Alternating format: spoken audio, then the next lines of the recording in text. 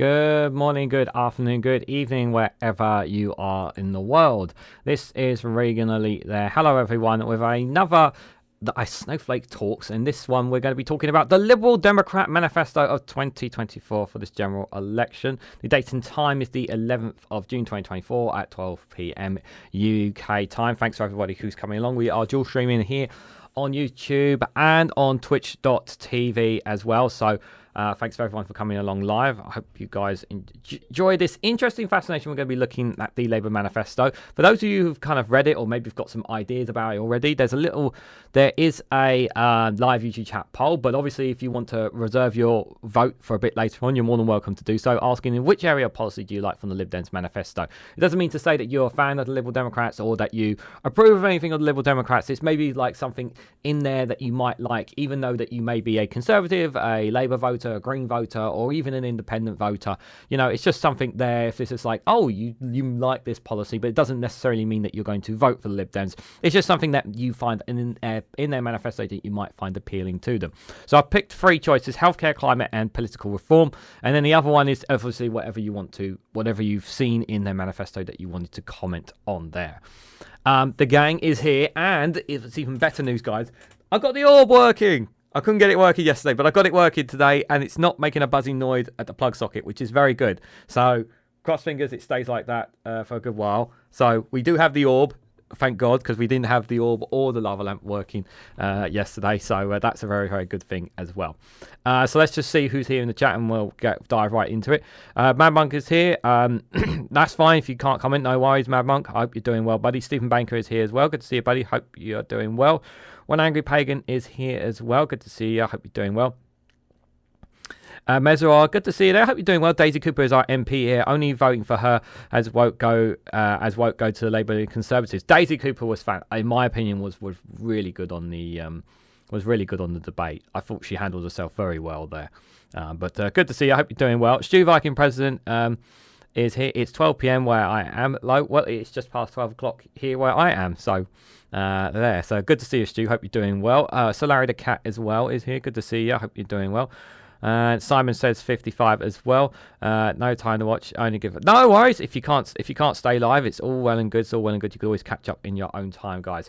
So obviously, as of the time of this recording, the Conservative Manifesto has just come out. So I will probably be doing a live stream tomorrow at midday as well on that as well. So keep your eyes out for that. I don't know how long this is going to go. Whether it's going to be an hour or 2 hours. I'm not 100% sure. We'll just see how it goes. But I do have a funny video to break things up. If we need to, guys. So let's go straight into it. So where is? Let me make sure I got the right one here. Yeah, so I didn't want to go from any news articles or whatever. We want to see exactly word for word what it says in the manifesto. The link for it's in the description if you haven't already gone to check it out yourself. But here it is. This is from the Liberal Democrats website. For a fair deal is basically their tagline is on this. This is just for a fair deal on this. And I have to say that obviously in the build up to this, I think the Liberal Democrats have been pretty like the one thing that is always going to be hanging over the Lib Dems' head is obviously what happened in 2010 under the coalition with the Conservatives.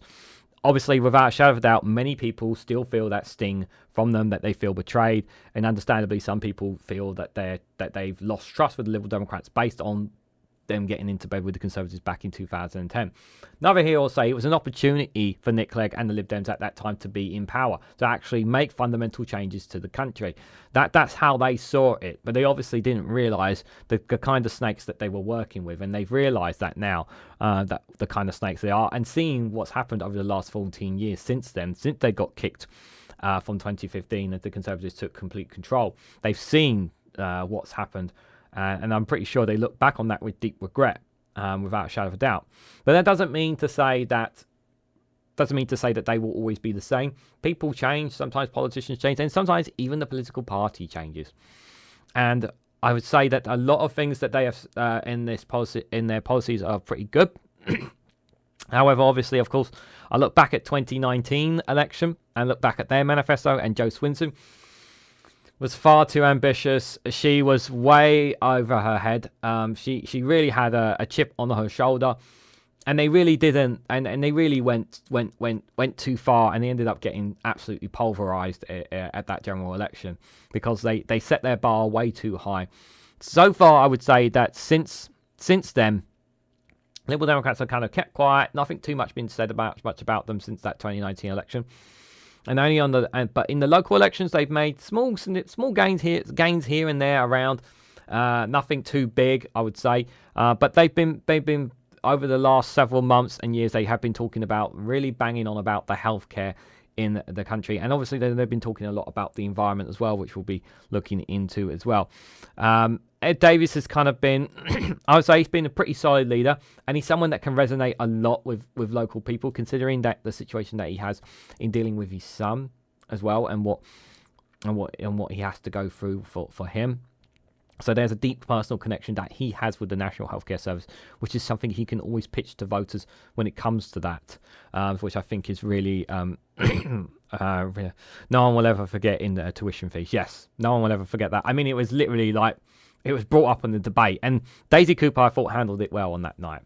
But I do think that the Liberal Democrats, this is a great opportunity for them to not just gain seats, but the very possibility of them becoming an opposition to the Labour Party.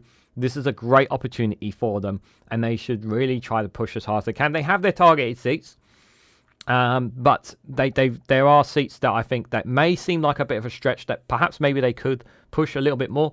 We know that a lot of tactical voting will go in their favour as well in areas that the Labour aren't going to be able to push as hard. So that's also going to play a factor into some of their seating as well. So some people are saying around about 50 or so seats that they may gain. I think, I don't know if 100 seats may be a bit too ambitious for them to get. I would say we'll wait and see, but let's actually read what they've actually said here. So just to highlight, obviously, election is our chance to win our country's to win the change our country desperately needs. Every vote for the Liberal Democrats is a vote to elect a strong local champion who will fight for a fair deal for you and your community. A fair deal where everyone can afford a decent home somewhere safe and clean with a comfortable retirement when time comes. A fair deal where every child can go to a school and have a real opportunity to fulfill their potential. A fair deal where everyone can get high quality healthcare they need, when they need it and where they need it. That is a fair deal the Liberal Democrats are fighting for. I like this fair deal, but is the policies and opportunities that they're going to propose going to be fair? So, first and foremost, for a fair deal, it's time for a change. That's more of I was hearing that more from a Labour thing, but here. So this election is our chance to change our country desperately needs. Everywhere I go across our United Kingdom, I see people from all backgrounds and all walks of life working hard, raising families, helping others and playing by the rules. But they've been let down and taken for granted for far too long by its out-of-touch Conservative government. Families and pensioners are struggling with sky-high energy bills, food prices and housing costs. And the Conservative only added to that plan because they just don't care. The Conservatives have plunged the NHS into crisis, failing to deliver on new hospitals they promised and making people wait hours for an ambulance, weeks to see a GP or months for urgent cancer treatment. They are letting water companies get away with pumping filthy sewage into our rivers, our lakes and into our beaches. It's time for a change. I've got a feeling we might be saying that a few times today. The Conservatives have got to go, and in so many parts of our country we have shown that it is the Liberal Democrats who can get them out. But this election is more about than a change of government. We must transform the very nature of British politics itself so that we can fix the health and care crisis, get our economy back on track, end the appalling sewage scandal, and give people the fair deal that they deserve. Every vote for Liberal Democrats is a vote to elect a strong local champion who will fight for a fair deal for you and your community. Excuse me, a fair deal where everyone can afford a decent home and somewhere safe and clean with a comfortable retirement when time comes. A fair deal where every child can go. I've read that already, haven't I? Read that a bit at the end, sorry. So that's the 4 for us. So, fair deal. Our fair deal. Yep, so in so many ways, things in our country are broken. The economy, the National Healthcare Service, the climate, the housing market are all in crisis. After years of Conservative neglect, schools are crumbling and our clean rivers seem a thing of the past. Yeah, I miss the times when our waters were clean. I miss those times. The Conservatives have wrecked our relationship with our nearest neighbours in Europe, and our political system is simply not fit for purpose. Millions of people feel powerless and excluded. That's definitely what a lot of people are feeling. Doesn't have to be this way. Britain has overcome big challenges before, and we can do so now. For more than 150 years, Liberals and Liberal Democrats have led the fight for fair, free and open society, championing free trade, introducing a state pension and free school meals, laying the foundation of the welfare state in the NHS. Well, it was Labour that introduced the NHS. But if they want to, they do, but, they can say whatever they want in their manifesto. Legalising same-sex marriage and taking urgent action to tackle climate emergency. Today, our fair deal will give everyone the power to make the most of their potential and real freedom to decide how they live their lives. And we'll call it the overpowerful to account. It has 5 key themes. So, a fair deal on the economy. So everyone deserves a chance to get on in life and see their hard work properly rewarded and realise their hopes for the future. Business and entrepreneurs should be supported to create worthwhile jobs for every part in the UK. So Liberal Democrats will invest in renewable power and home installation to drive a strong economic recovery, bring down energy bills and create clean, secure, well-paid new jobs. We will put people first, investing in more apprenticeships in lifelong skill grants. We will overhaul parental leave and give families more choice and flexibility over how to juggle work and home life. We will support entrepreneurs, back small businesses and reform business rates to help our high streets. And we will make Britain a world leader in the new infrastructure, businesses and technologies that needed to tackle climate change. We will manage the public finances with the utmost care and responsibility. We will fix the UK's broken relationship with Europe and tear down the Conservatives' damaging barriers to trade. Yeah, but how are you going to exactly tear down those barriers to trade exactly? It's just a lot of this is just waffle at the moment, guys. But we will get into the meat shortly, don't worry. So a fair deal on public service. Yeah, public service is definitely something people want a change of. Everyone should receive the care they need when they're ill or frail and a helping hand when they fall on tough times. Strong NHS, open to all regardless of wealth, gives people the freedom that they need to live their lives as they choose. Every child deserves the best possible start in life. We know that education is the best possible investment in our country's future. Liberal Democrats will give everyone the right to see a GP within 7 days or 24 hours if it's urgent, with the extra doctors needed to make it happen. We will invest in improving public health, expanding early access to health service and fixing social care. We will give every child the support they need with more specific specialist teachers, free school meals for all children in poverty, and a dedicated mental health professional in every school. I think Labour are promising the same thing, to be fair. We will repair the broken safety net currently consigns to so many in poverty. We will restore community policing and ensure every burglary is properly investigated, and we will fund public service through fair taxes such as reversing the Conservatives' tax cut for big banks. And fair deal on the environment. Obviously, that's really the Greens' key area, but what are they offering here? Everyone should be able to enjoy the benefits of a wonderful nature environment, and our children should inherit the future that they deserve. We must act now, locally, nationally, and globally. The UK can lead the world in innovation and engineering. It's very hard to say this whole leading the world kind of thing. I really wish they would stop saying that, because it's like at the moment we're not a world leading in much of anything really at the moment. I mean, I know they're trying to big the UK up, but it's kind of hard to feel that, while boosting the economy and enhancing everyone's quality of life. So the Liberal Democrats will hold big companies to account by giving them the duty to protect the environment, including banning water companies from dumping raw sewage into rivers, lakes, and coastal areas. Now, that's going to be a bit of an issue. We'll come to the policies shortly, but you can't. The thing is, you can't ban it outright, and we will come to that later, guys. We will put climate change at the heart of the new industrial strategy. We will cut emissions with bills with an emergency home energy upgrade program. We will drive a rooftop solar revolution and invest in clean energy, transport and industry. We will restore nature and tackle toxic air pollution. We will improve skills training, incentives and advice to help families and business with the transition to net zero. Sounds good on paper. Again, the details that people kind of want. Jane Wallace there, good to see you. Join the single market, yes. A strong United Kingdom and a fair international order. So Liberal Democrats are proud internationalists, and we believe that our country and our people will thrive when we are open and outward looking. The UK can be an incredible force for good when it stands tall on the world stage. Both the COVID pandemic and Vladimir Putin's illegal war in Ukraine shows that events beyond Britain's borders inevitably becomes our concerns. Lib Dems will immediately fix our broken relationship with Europe, forge a new partnership built on cooperation, not confrontation, but move to conclude a new comprehensive agreement that removes as many barriers to trade as possible. We will stand up to authoritarianism by championing the liberal, rule-based international order. We will reserve the Conservatives' damaging cuts to the army and international development, and we will work across borders to provide safe and legal routes to sanctuary for refugees and tackle common threats such as human trafficking, cybercrime, and terrorism. Yeah, I don't think anyone's going to argue that people don't want that anyway, to be fair. And one angry pagan just says the Liberals were the ones who originally founded the idea of a national institute, but they couldn't get it until Labour with Annie and Beverton in 1948.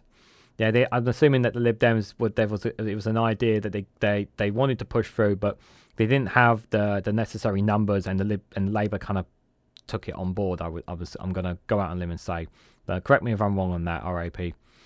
So a true, fair democracy. Every person matters. Liberal Democrats believe that basic rights and dignities are the birthright of every individual to be respected, cherished, and enhanced.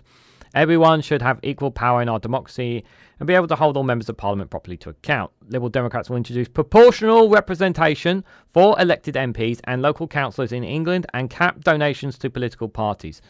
This is very good. I like this. I like this very, very much, guys. Now, obviously, there is what kind of proportional representation they're talking about. We don't know in detail because there are different versions of it.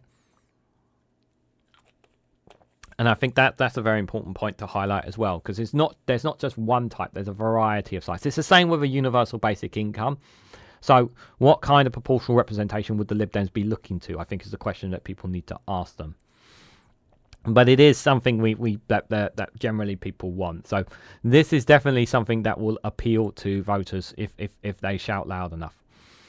We will shift the power out of the Centre in Westminster and Whitehall, so local decisions are made by and for the people and communities they affect. We will demand higher standards of behaviour from government ministers by enshrining the ministerial code in law. We will champion the UK Human Rights Act and resist any attempts to weaken or repeal it. Our goal is to transform the nature of British politics itself to make it relevant, engaging, and responsible to people's needs and dreams. Can we add lying in Parliament as like a crime of some sorts for politicians? Can we add that? Is that possible? I really would like that. Me personally. Right. So first and foremost, the economy, guys. So here we go, the economy. Right, so let's read what they have to say. So, the Liberal Democrats will build a strong, fair economy that will benefit everyone in the UK by helping people back to work, supporting small businesses, improving long-term productivity, and delivering much greater stability for long-term investment, especially for the industries of the future. Core to our economic policy for improving stability and growth to be responsible management for the public finance, fixing the broken trading relationship with Europe, and initial strategy focus on the skills for future UK economy the need, and a renewable industry to digital and bioscience sectors. Yep, we know about the Conservatives mismanaging, grinding economic growth to a halt and acting billions to a cost into our service detached. Their botched Brexit deal has badly damaged our economy, leaving everyone worse off. There is no Brexit deal that's going to make us better. By abandoning climate commitments, they've undermined industry confidence in investment in the green products and technology via to both the economic recovery and tackling the climate change. And they have taken people for granted, failing to deliver the investment needed to bring prosperity to all nations of the regions of the UK. They left families and businesses suffering the effects of the cost of living crisis without enough support, hit the people with years of unfair tax rises such as the freeze on income tax thresholds, and their promise to level up have proven hollow. We will empower people and support businesses to thrive by encouraging investment and boost productivity. All right, so they will provide long-term help with the cost of living crisis by cutting energy bills through an emergency home energy upgrade program, tackling rising food prices through a national food strategy, and getting mortgage rates under control through a careful economic management. It's a little bit vague in that first bullet point there. An emergency home energy upgrade program. So my understanding is obviously that they will use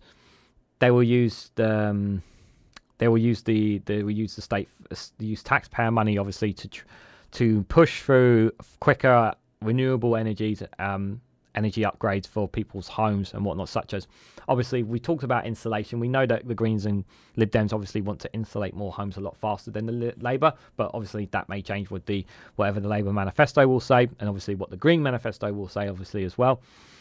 And obviously, we want to push and encourage more and more people to renewables, energies. And I think that's kind of like more on This sounds to me like something from that's going to come out of the state pocket, out of taxpayers. Tackling food prices through a national food strategy.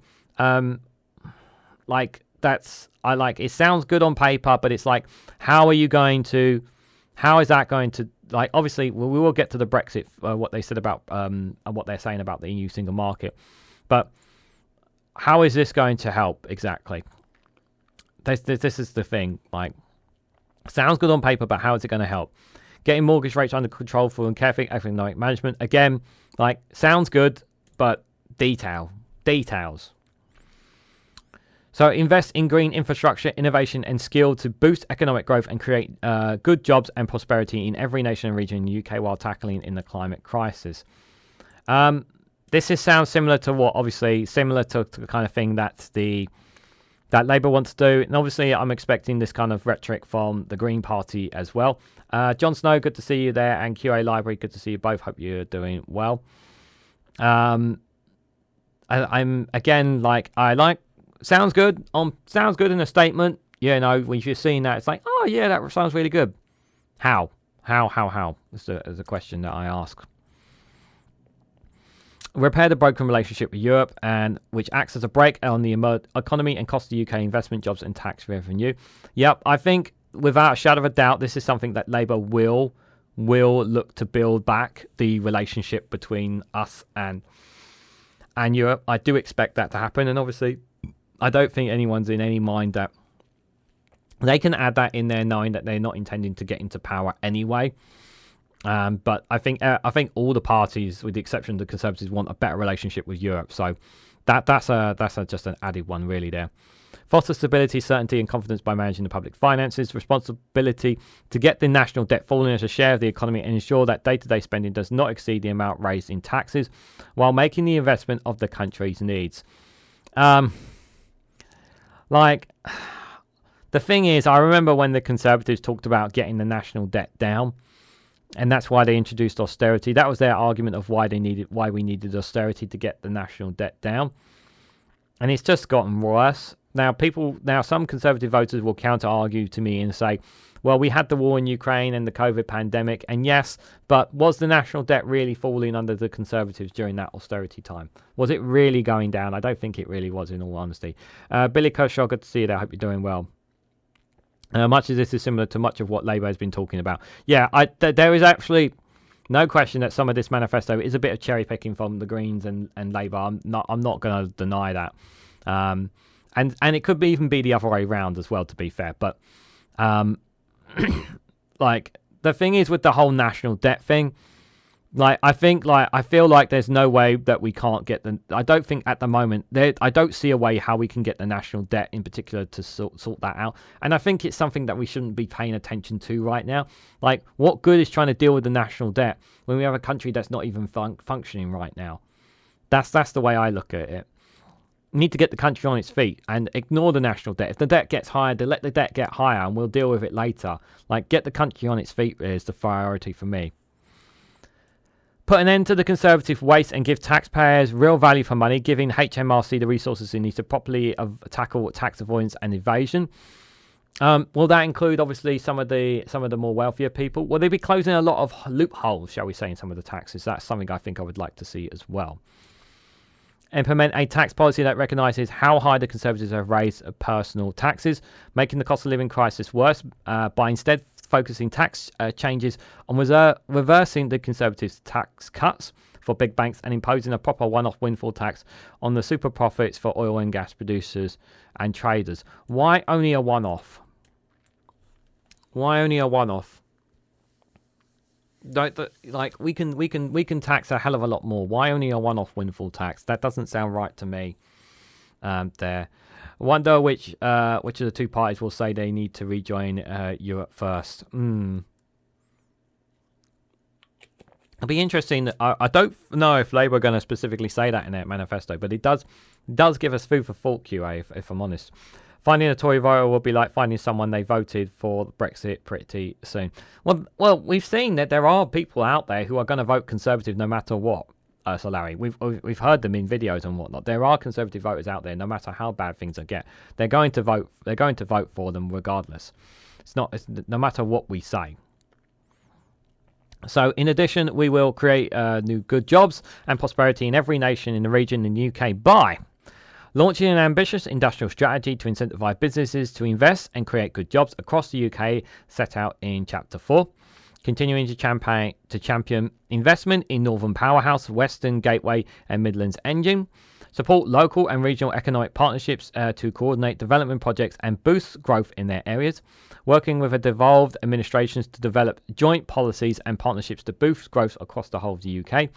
Ensuring that gigabit broadband is available to every home and business, including in rural and remote communities, set out in Chapter 15.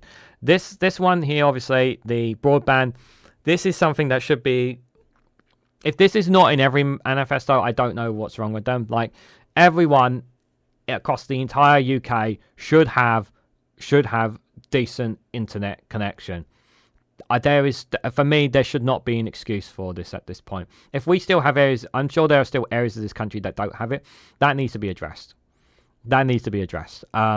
Because the power of the internet can change people's lives, and it can make a big difference, especially in these rural areas as well, in rural communities and whatnot.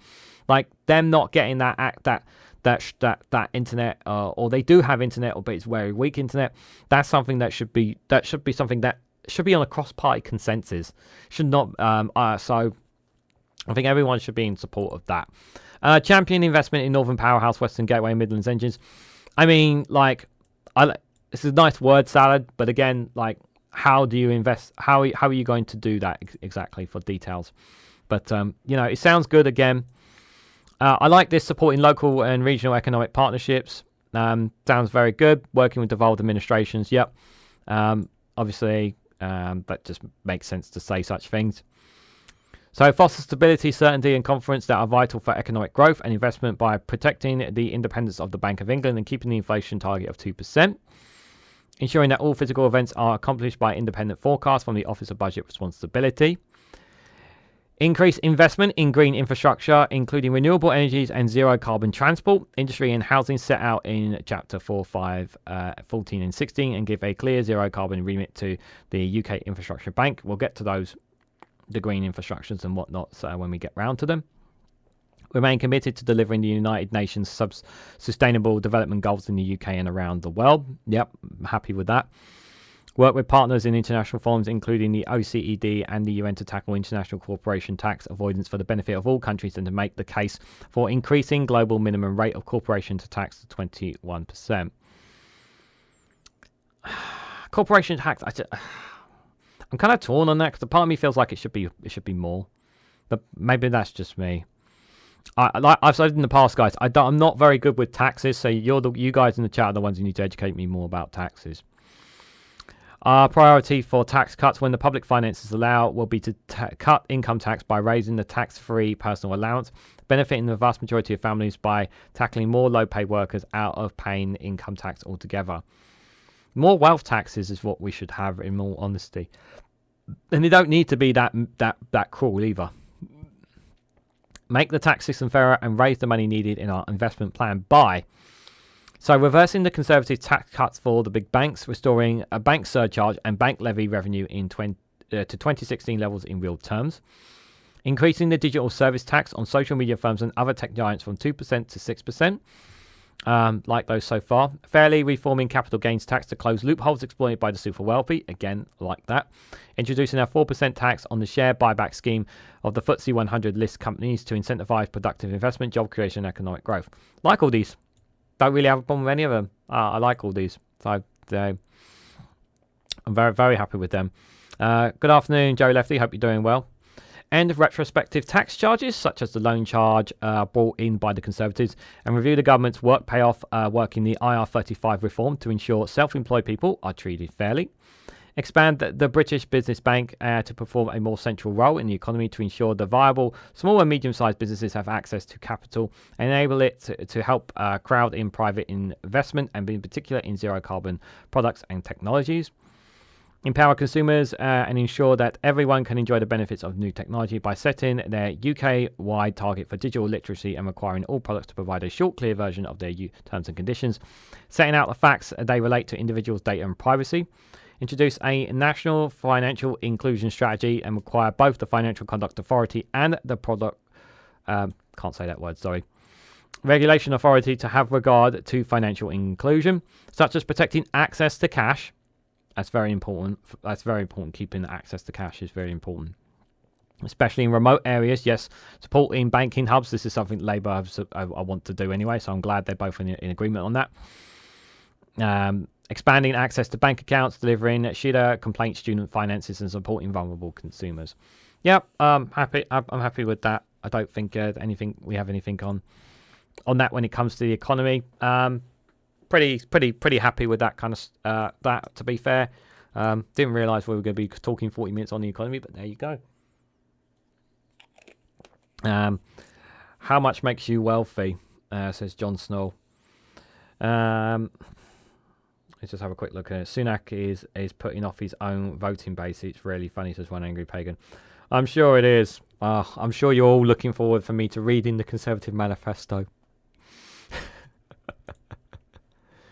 All right, so what are they doing for businesses and jobs? So we aim to make Britain one of the most attractive places in the world for business to invest. Only in partnership with responsible and sustainable businesses can we tackle the cost of living and climate crisis, and to create the wealth to invest in healthcare, education, and other essential public services.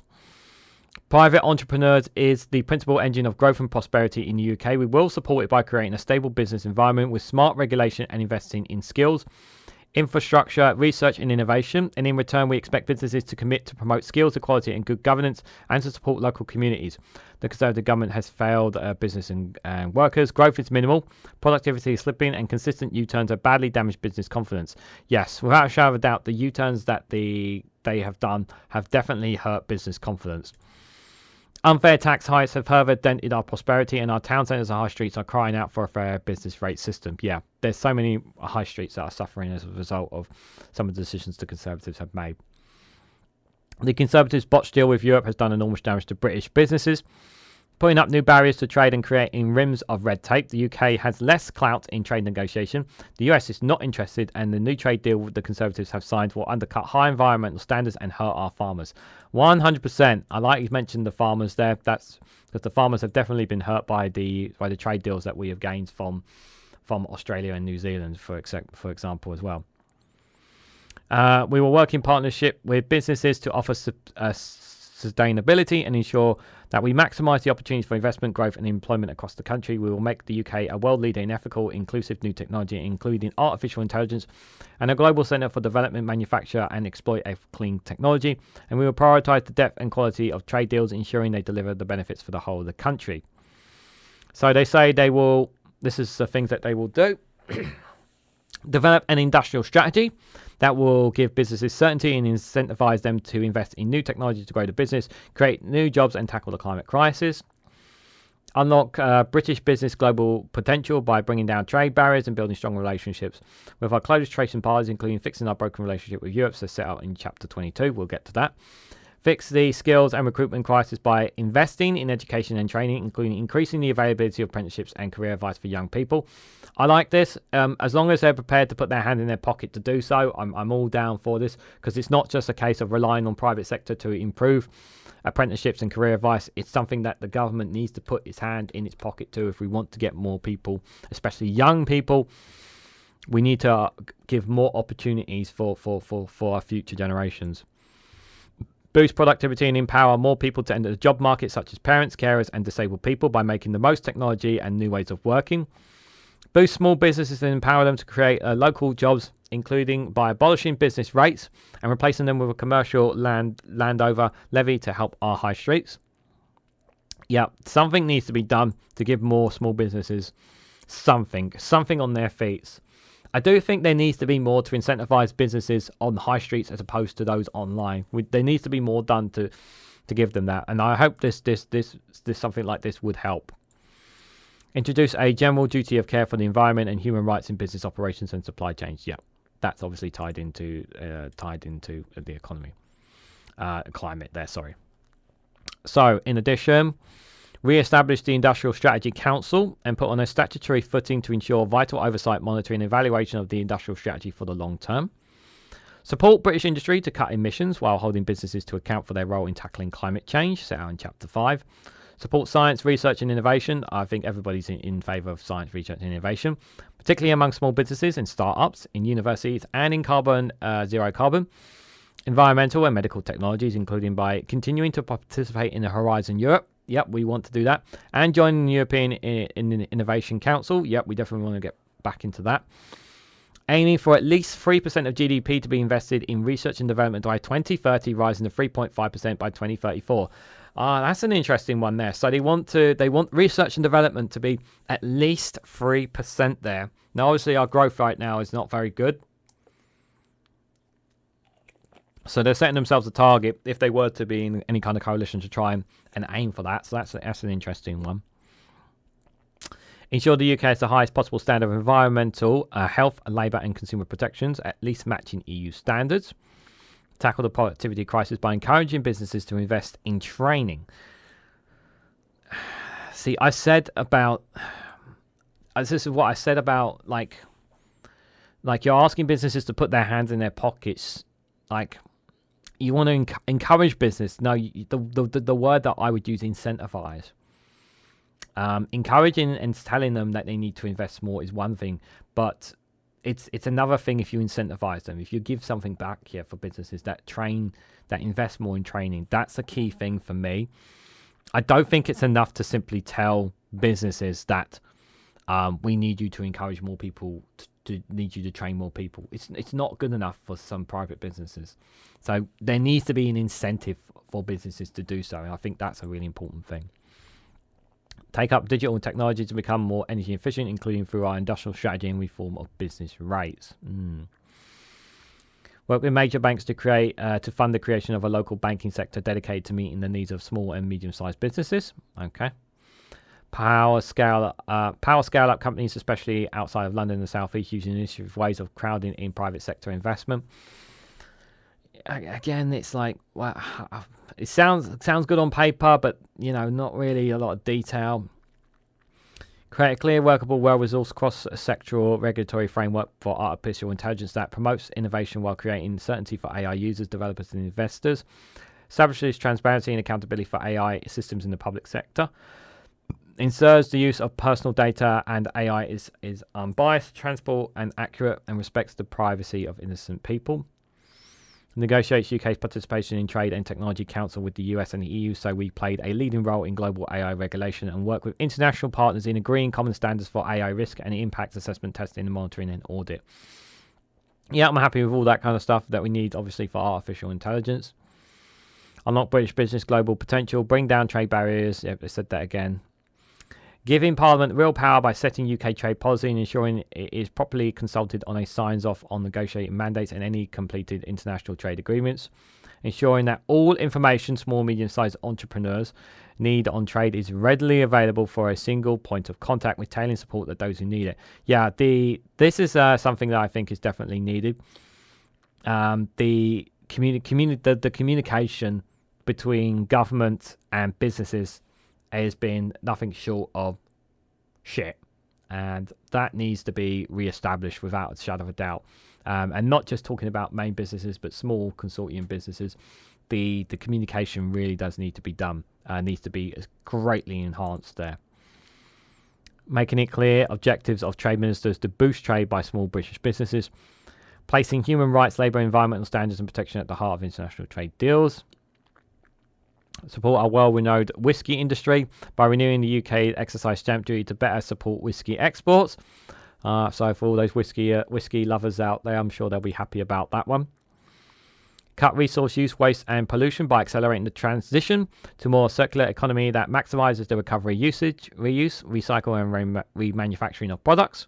This will cut costs for consumers and business, reduce exporters to violate commodity prices, protect the environment, create new jobs and enterprises. Yep, totally all in favour of that.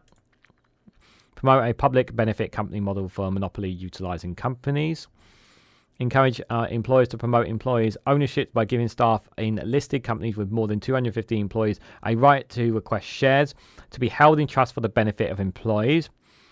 Reform fiduciary duty and company purpose rules to ensure that all large companies have a formal statement or corporation purpose, including considerations such as employee welfare, environmental standards, community benefit, and ethical practices, alongside benefits to shareholders, and that they report formally on the wider impact of the business on society and the environment. Extend the scope of the existing public interest test when considering approval for takeovers of large and strategically significant companies by overseas-based owners to recognise the benefits of the UK economy, workers and consumers of protecting UK companies from speculative or short-term interest. Tackle the late payment crisis by requiring all government agencies and contractors and companies with more than 250 employees to sign up to prompt payment code, making it enforceable. Invest in people's skills by replacing the broken apprenticeship levy with a broader, more flexible skills and training levy. Okay. Boosting the take-up of apprenticeships, including by guaranteeing they are paid at least in the national minimum wage by scrapping the lower apprenticeship rate. Yep, I agree with that. I don't see any reason why I'm in favour of that. You don't want people working for free. You want to give them. You want people to achieve a goal or dream and ambitions. Obviously, paying them a decent wage is obviously one way of doing that. Creating new lifelong skill grants for adults to spend on education and training throughout their lives, as set out in Chapter 8. Developing national colleges as national centres for expensive for key sectors such as renewable energy to deliver high-skilled voluntary skills that businesses need. Identifying and seeking to solve gaps such as the lack of advanced technicians by expanding high vocational training like foundation degrees, higher national diplomacy, higher national certificates, and higher apprenticeships. Like this stuff, I love all this stuff, guys, which is, it's all sound good on paper, like improve the quality of vocational education, strengthen career advice, and links with employees in schools and colleges set out in Chapter 8. Like, this is all great stuff but this is not like, let's just say hypothetically the Lib Dems were to get in government, okay? Like, I love all this stuff, but the thing is that we don't have the workforce right now. So this is all like building for the future sort of thing. This is kind of like, this is what we want to build down the road, which sounds good. I don't think anyone's saying these are bad things. I think most people, I don't know how some of you guys are feeling about some of these things here, which is great. But it's, again, we don't have the workforce now. So it's more, yes, future really does, the future is important, but it's more or less about the here and now as well as a lot of things that people will want. Fix the worker visa system, expand the youth mobility scheme set out in Chapter 18 to help access to labour shortages that are the outcome of the Conservatives' botched deal with Europe. Yes, we'll come to that. A bit later. Establish a powerful new worker protection enforcement authority, unutilising responsibility currently spread across 3 agencies, including enforcing the minimum wage, tackling modern slavery, and protecting agency workers. Establish an independent review to recommend a genuine living wage across all sectors, with the government departments and other public sector employees taking a lead role in paying it.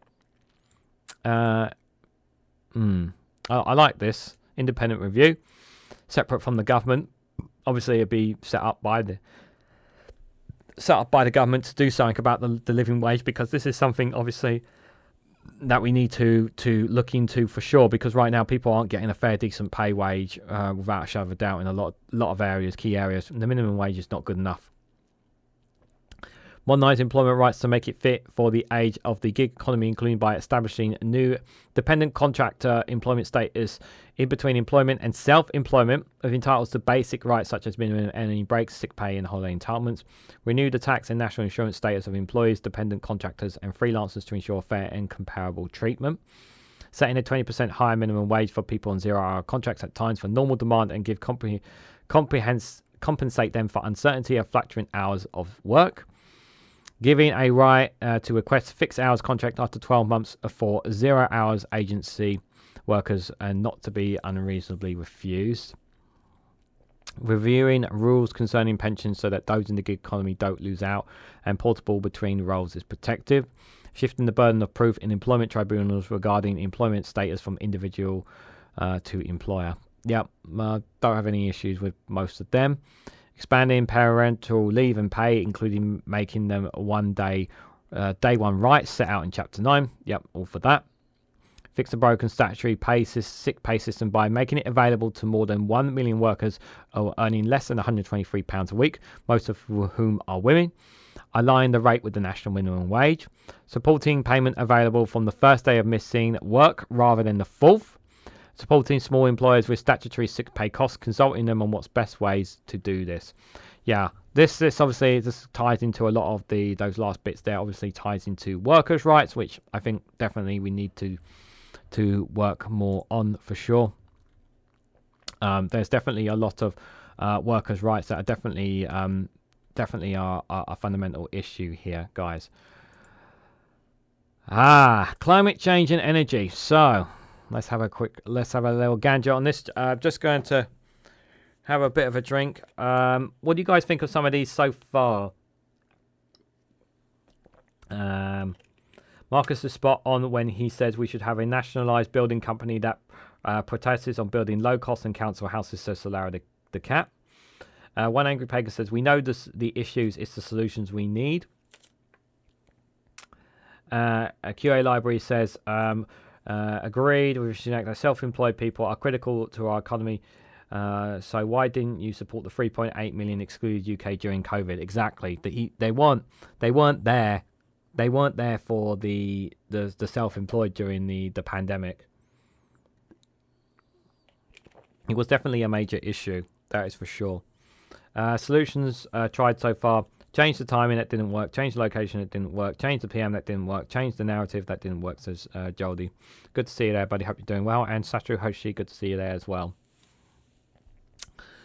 Yeah, if I don't get your comment, guys, it's not because I'm not paying attention. It's just because I'm trying to obviously read out what Liberal Democrats are offering. But if you want to give a super chat, I'll definitely read it out. If there's something you want me to catch as well, guys. 3D printing houses are a thing now too, says One Angry Pagan. Yeah, 3D printing houses. Right, climate change and energy. So I'm not going to read all this because we know all this. I think we're going to go straight to the bullet points here, just to save on my voice as well, guys. So here's what we will do. We will make homes warmer and cheaper to heat with a 10-year emergency upgrade plan, starting with free installation and heat pumps to those on low incomes and ensuring that all new homes have zero carbon. I like that. Again, cost comes behind it, but yeah, free installation and heat pumps. Yeah, very happy with that. Drive a rooftop solar revolution by expanding incentives for households to install solar panels, including a guaranteed fair price for electricity sold back to the grid. Again, I like this. Again, we need to push just these two just on itself. We need to push this a lot more. I definitely need to push this a lot more. Investing in renewable power so that 90% of the UK's electricity is generated by renewables by 2030. Appoint a Chief Secretary for Sustainability in the Treasury to ensure that the economy is sustainable, resource effective and zero carbon. Establish a new net zero delivery authority to coordinate action across government departments and work with devolved administrations and hand more powers and resources to local councils for local net zero strategies. Establish national and local citizens' assemblies. So I think there was talk about, correct me if I'm wrong, One Angry Pagan, but did Labour talk about having a citizens' assemblies as well? I'm pretty sure they was talk about them doing that as well. To give real people involvement in decision-making to needs of tackling climate change. Restoring the UK's role as a global leader on climate change by returning international development spending 0.7% of national income, with tackling climate change a key priority for development and spending. So let's see what else they've got here.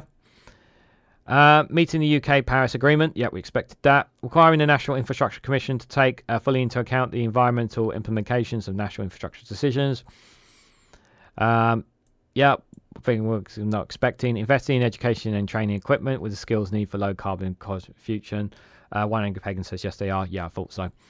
Ensuring that nature-based solutions, including tree planting, form a critical part of the UK strategy to tackle climate change. Putting our farmers and food systems on environmental sustainable footing set out in Chapter 13. Making it easier and cheaper to switch to electric vehicles. Restoring the requirement in every new car and small van sold from 2030 is zero emission. Investing in active travel and public transport. electrifying Britain's railway and reducing the climate impact in flying set out in Chapter 16. Coordinating action by the UK by creating a joint climate council of the nations set out in Chapter 20. Launching an emergency, yeah, we've talked about that a little bit, heat pumps and all that. Provide incentives for installing heat pumps that cover the real cost. So incentives, that's the word that I want. That's the word I wanted to hear. Incentives. You want to incentivize people to do these things. That's the way to do it. Incentivize. Don't just tell people and give people or incentivize people to do it. Obviously, those who have the money right now. Immediately requiring all new homes and non-domestic buildings to build a zero carbon standard, including being benefiting with solar panels progressive. Increased standing and technology improvements. Reintroducing requirements for landlords to upgrade their energy efficiency and their properties to EPC or above by 2028. Introducing a new subsidy energy savings home scheme with pilots to find the most effective combination of tax incentive, loans and grants together with advice and support. Social tariff for the most vulnerable people provided targeting energy discounts for vulnerable households. Yep, that makes sense. Helping people with the cost of living and their energy bills by implementing a proper one-off windfall tax. Again, the one-off windfall tax. It's only one-off though. Decoupling energy prices from the wholesale gas prices, eliminating the unfair regional differences in domestic energy bills.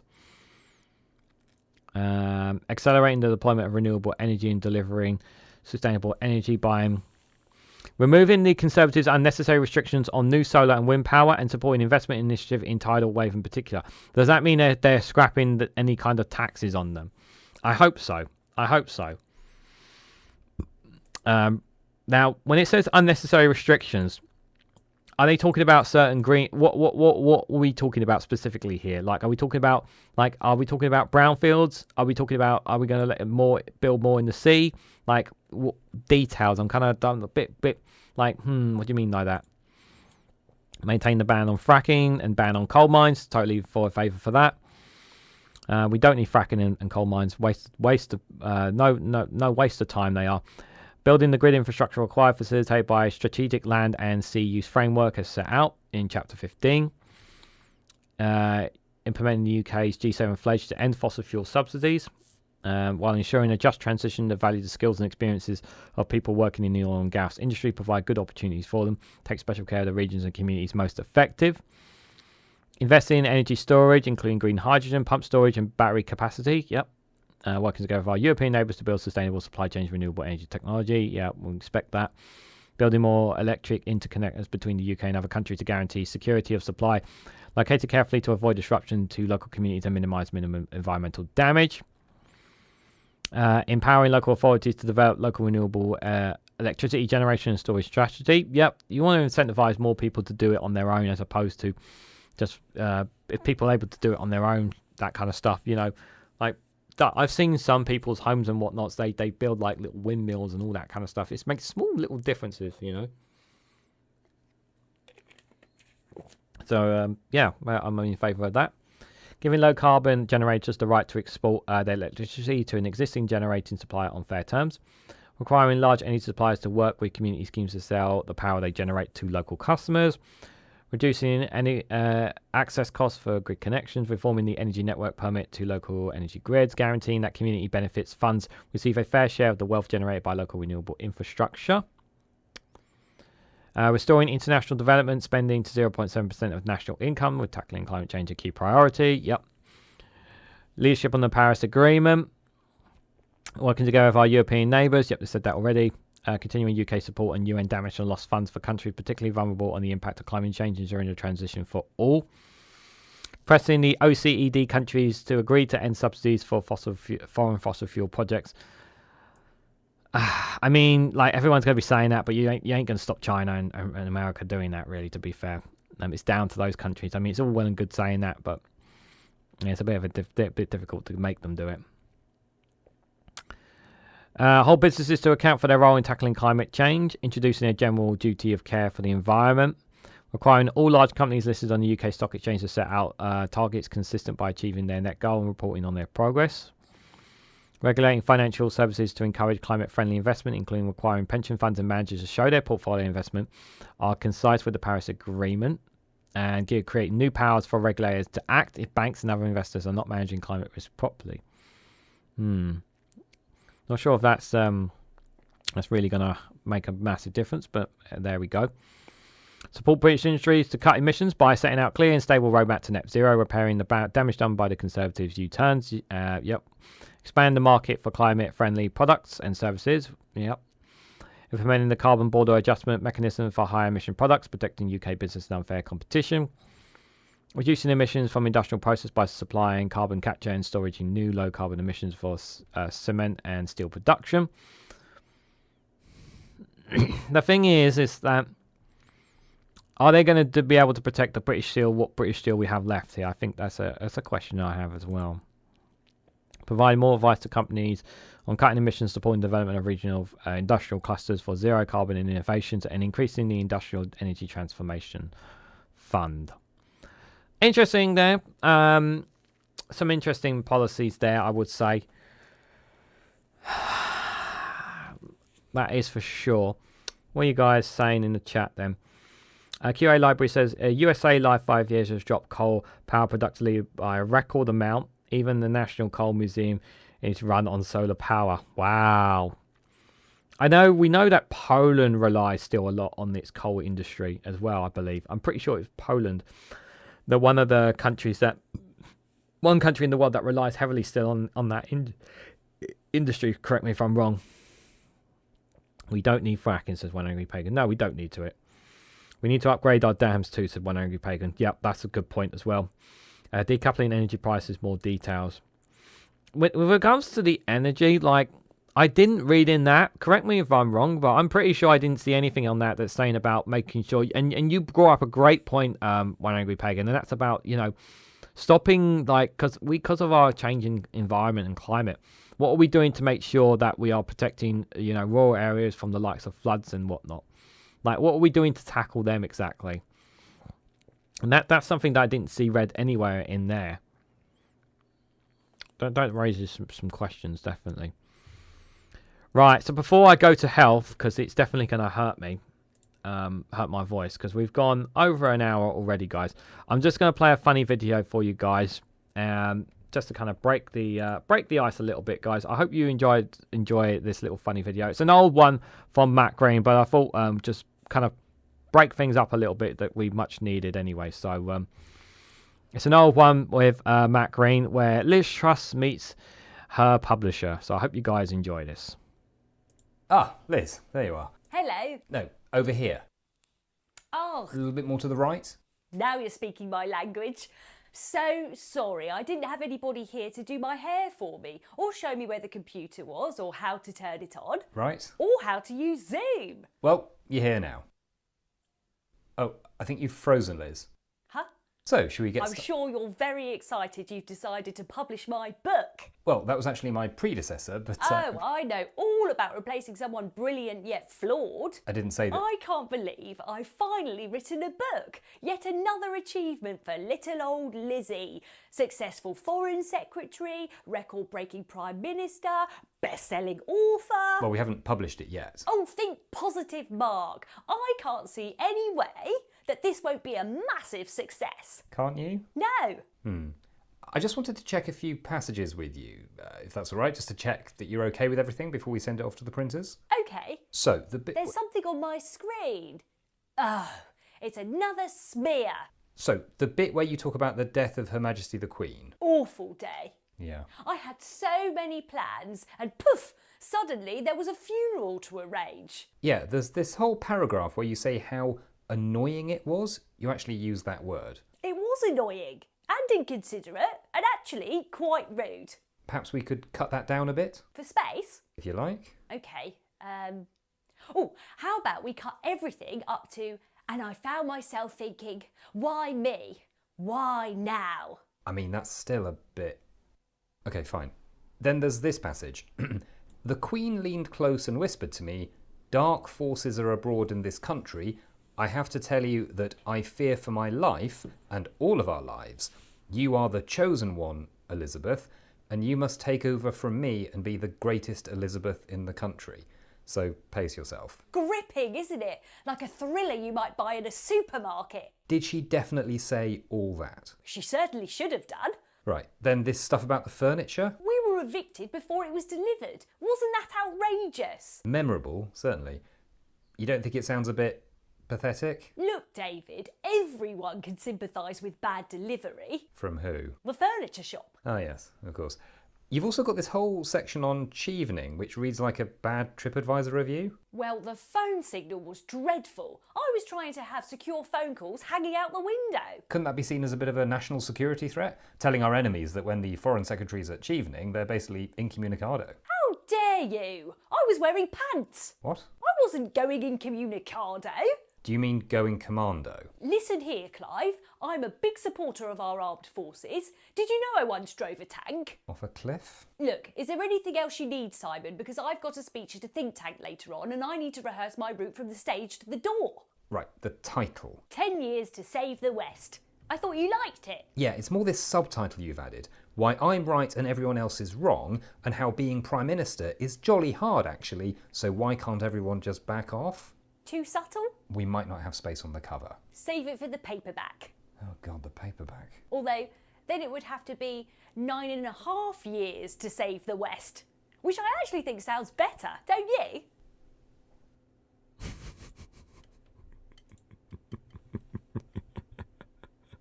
Oh, it's a nice classic one there. Needed to break up from the manifesto, guys. I hope you guys are finding it interesting what we're reading so far on the manifesto. It's definitely some definitely nice stuff. I mean, a lot of it is stuff that I think most parties will agree on anyway so far, but it's definitely interesting to say the least. Just before we go back onto it, just asking you guys, obviously, asking which area of policy do you like from the Lib Dems manifesto? For those of you who have some ideas on it, what do you guys think of it so far? We're going to be going into the healthcare in a minute, which obviously is the big one, which I'm really, I thought it was a good time for me to take a little bit of a breather anyway. So I've put healthcare, climate and political reform, and then other down there, and obviously you just put down whatever you guys want in there. She was way too dizzy, Lizzie. Yeah, she did. Yeah. So, guys, just before, guys, if you haven't already, please hit the like button. We greatly appreciate. Make sure you share this across social media so others are notified of this video. And if you're not a subscriber already, please subscribe. Really does help support the channel. So any of that stuff really does make a massive difference. And thank you to everyone who does so. It is greatly appreciated. Right, the big one, healthcare. Am I on the right one? I am on the right one. Okay. Why do I feel like the screen is a lot bigger? Feels like... Hold on. Is it me or is the text a bit bigger? Hold on 1 second, guys. I think I might just shrink it just a...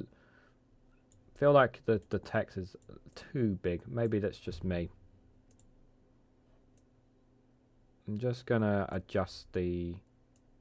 text in a little bit, because if it's too big, yeah, I sometimes end up talking so fast that you don't even see it. But anyway, I'll adjust it if need be. So yep, university high quality healthcare. I don't think there's anything here I need to add really.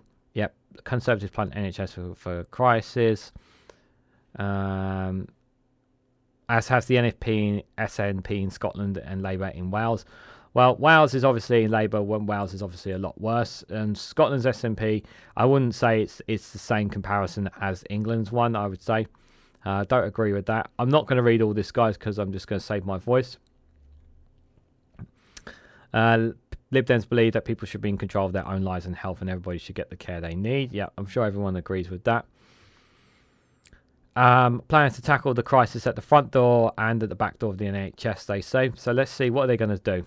So we will give everyone the right to see a GP within 7 days or within 24 hours if they urgently need to, with 8,000 more GPs to deliver on it. Where are you going to get those GPs from? That's answers on the postcard, please. Guarantee access to NHS dentists for everyone needing urgent and emergency care, ending DIY dentistry and dental deserts. Improve early access to mental health services by establishing mental health hubs. Yep, we know they want to do that. Same as Labour. Boost cancer survival rates and introduce a guarantee for 100% of patients to start retreatment of cancer within 62 days of urgent referral. Help people to spend 5 more years of their life in good health by investing in public health. Sounds good, but sounds good on paper. Like, have we got a lot here? Oh, sorry. Don't want to. Have we got a lot on this lot? All right, I got quite a bit here, which I was expecting. I was expecting a lot from them.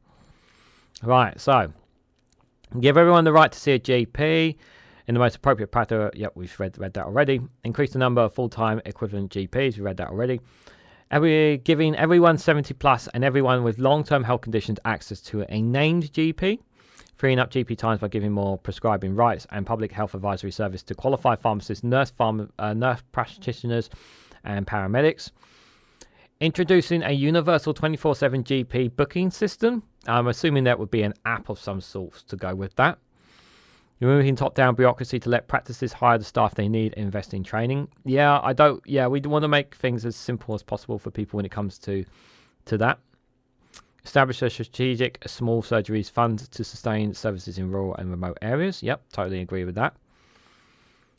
Bringing dentists back to the NHS from the private sector by fixing the broken NHS dental contract and using flexible commissions to meet parents' needs. Sounds good, but it's a long way off from what it was.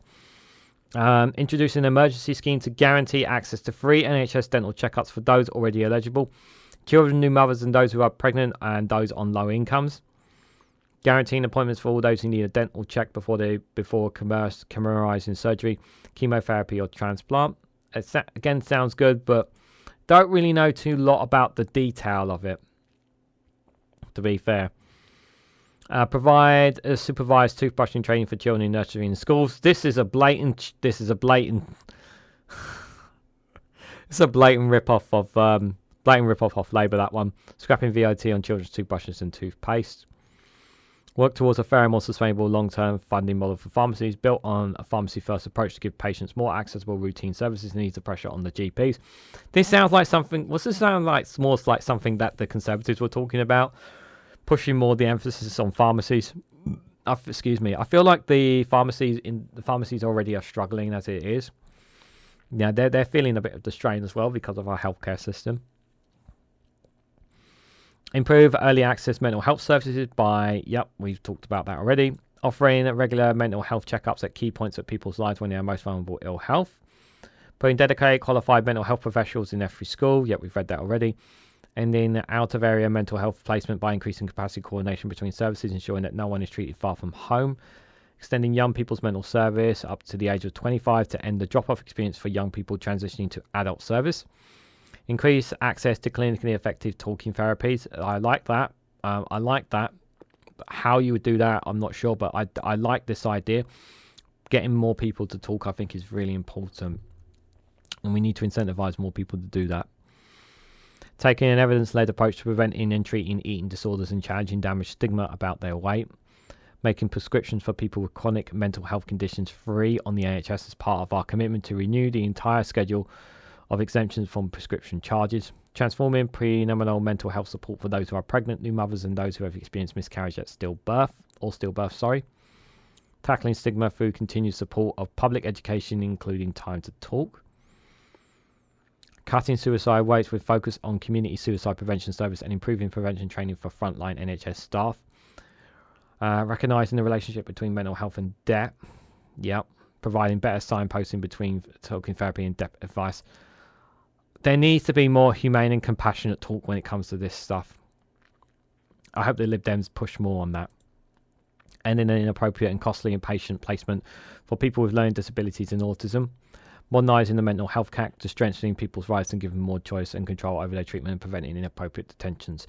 If you hear some door or some noise in the background, it's just someone coming home. Don't worry, they know I'm live streaming. Creating a statutory independent mental health commissioner to represent patients, their family and carers. Winding the current safety investigation into mental health hospitals to look at whole patients' experience, including ward designs and treatment options. I like all this stuff. I just wish I knew how they're going to do them. I like all this stuff because I really do care about mental health. You guys know how, for those who have been following me from the start, especially last year, for me, you know how much mental health really matters to me and how important it is that people get that help they need. I really don't want, I really mean this, I don't want money to be a factor when it comes to people being able to get the treatment they need for mental health. I really don't want money to be the factor, to be a problem for it. If people need it, they should be able to get access to it. I think it's really, really important. Introducing a guarantee that 100% of patients will be able to start treatment within 62 days from urgent referral. This is for cancer. Replacing aging radiotherapy machines by increasing their number so no one has to travel too far for treatment. Recruiting more cancer nurses so that every patient has a dedicated specialist supporting them throughout their treatment. Passing the Cancer Survival Research Act, requiring the government to coordinate and ensure funding for research into cancers and lower survival rates. Halving the time for treatments and reaching patients by expanding the medicines and healthcare products regulatory agency capacity. And launching a new prostate cancer screening program for those at high risk. Help people spend more years in their life in good health by increasing the public health grant with a proportion of the extra funding set aside for those experiencing the worst health inequalities and co-produce plans for their communities. Establishing a health creation unit in the Cabinet Office to lead work across government to improve the nation's health and tackle health inequalities. Introducing regulations to halt the dangerous use of vapes by children while recognising their role in smoke cessation for adults and banning the sale of single-use vapes. Improving access to blood pressure tests in community spaces. Expanding social prescribing and investing in community projects and bring people together to combat loneliness. Introducing a new kite mark for health apps and digital tools that are clinically proven to help and people lead healthier lives. I like the initiative use of apps and whatnot, especially for the new generation. We should be pushing more on this kind of stuff without a shadow of a doubt. I know, obviously, the license says One Angry Pagan. Thank you. Yeah, we do need to push more on that. Yeah. Oh, sorry, you were saying connection with the NHS and a half a license, as far as I'm aware. I was under the impression that most pharmacies and chemists were private businesses. Some are still within the NHS, but yeah, there are. It depends. Some are, some aren't. Introducing a new levy on tobacco company profits. Yep. Smoking cessation. Yep. Protecting children from exposure to junk food. Yep. Fine with that. Sending soft juice levy to juice-based milk drinks that added sugar. Tackling air pollution and quality from the Clean Air Act, set out in Chapter 12. I'm happy with that. Establishing a proper independent pay renew body. Retaining more staff across the NHS. Now, is this going to be independent? Is this going to be properly independent?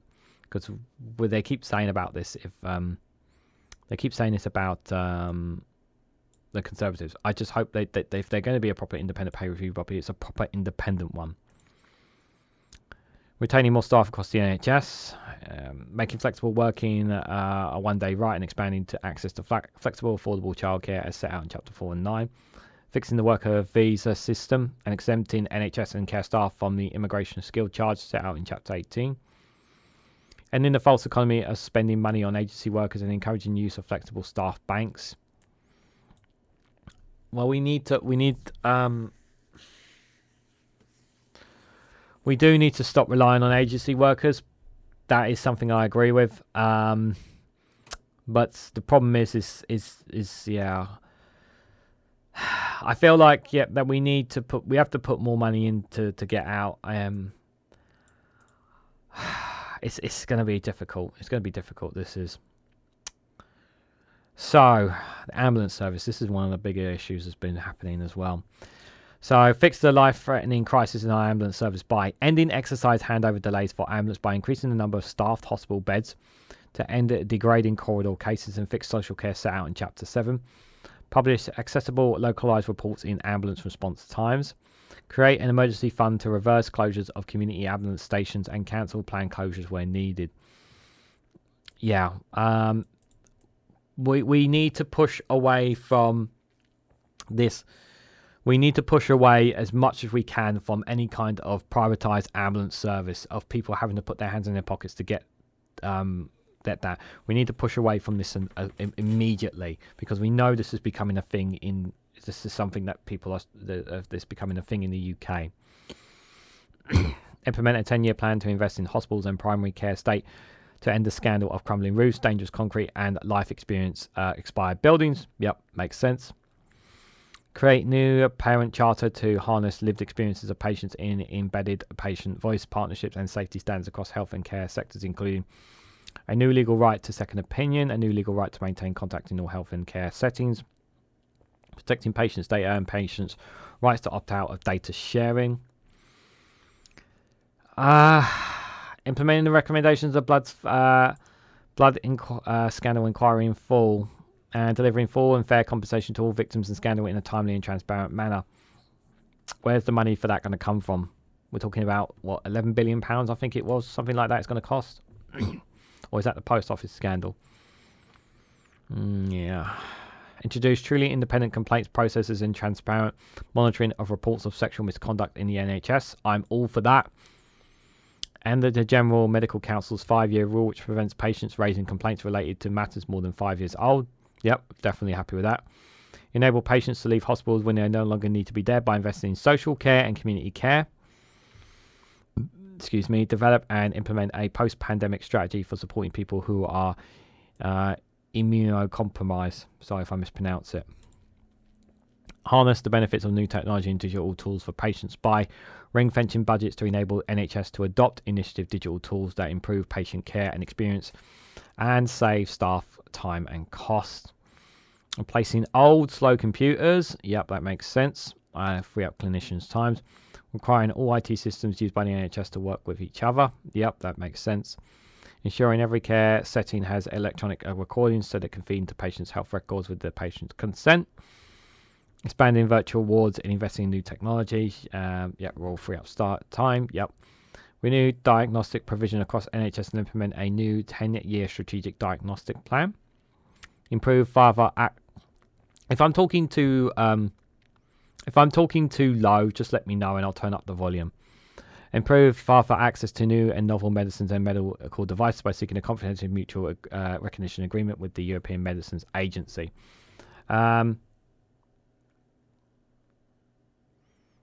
Please don't say that the money isn't there.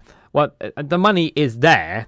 It just has to come from somewhere. But where does that money come from? Does it come straight out of taxpayer? Are we like there is that? There is a magic money tree. We know there's a magic money tree because the magic money tree appears when it comes to defense and military and pointless gimmicks like the Rwanda. It's just where do you get that money exactly from? Is the thing. I'm not saying the money isn't there. It's just where does it come from? Moving in the department led on drug policy from the Home Office to the Department of Health and Social Care. This is dealing with drugs. Investing in more additional service and support for drug users, including specialist use support and services. See, Nigel Farage mentioned drugs, didn't he, in the local debate as well. Freeing up police time, reducing court backlogs, tackling prison overcrowding, and reducing the harms of drug misuse by diverting people arrested for prosecution of drugs into personal use or treatment where appropriate. Protecting young people, tackling the criminal gangs, tackling skunk off the streets for producing a legal regulated market for cannabis. Sales will be restricted for over 18s from licensed retailers, such as strict limits on potency and THC content. Treating Scotland drug deaths crisis as a public health emergency and devolving powers for tailored solutions where necessary. And providing a free, fair funding for hospice, including children's hospice, recognising the valuable service they provide and saving money for hospital admissions.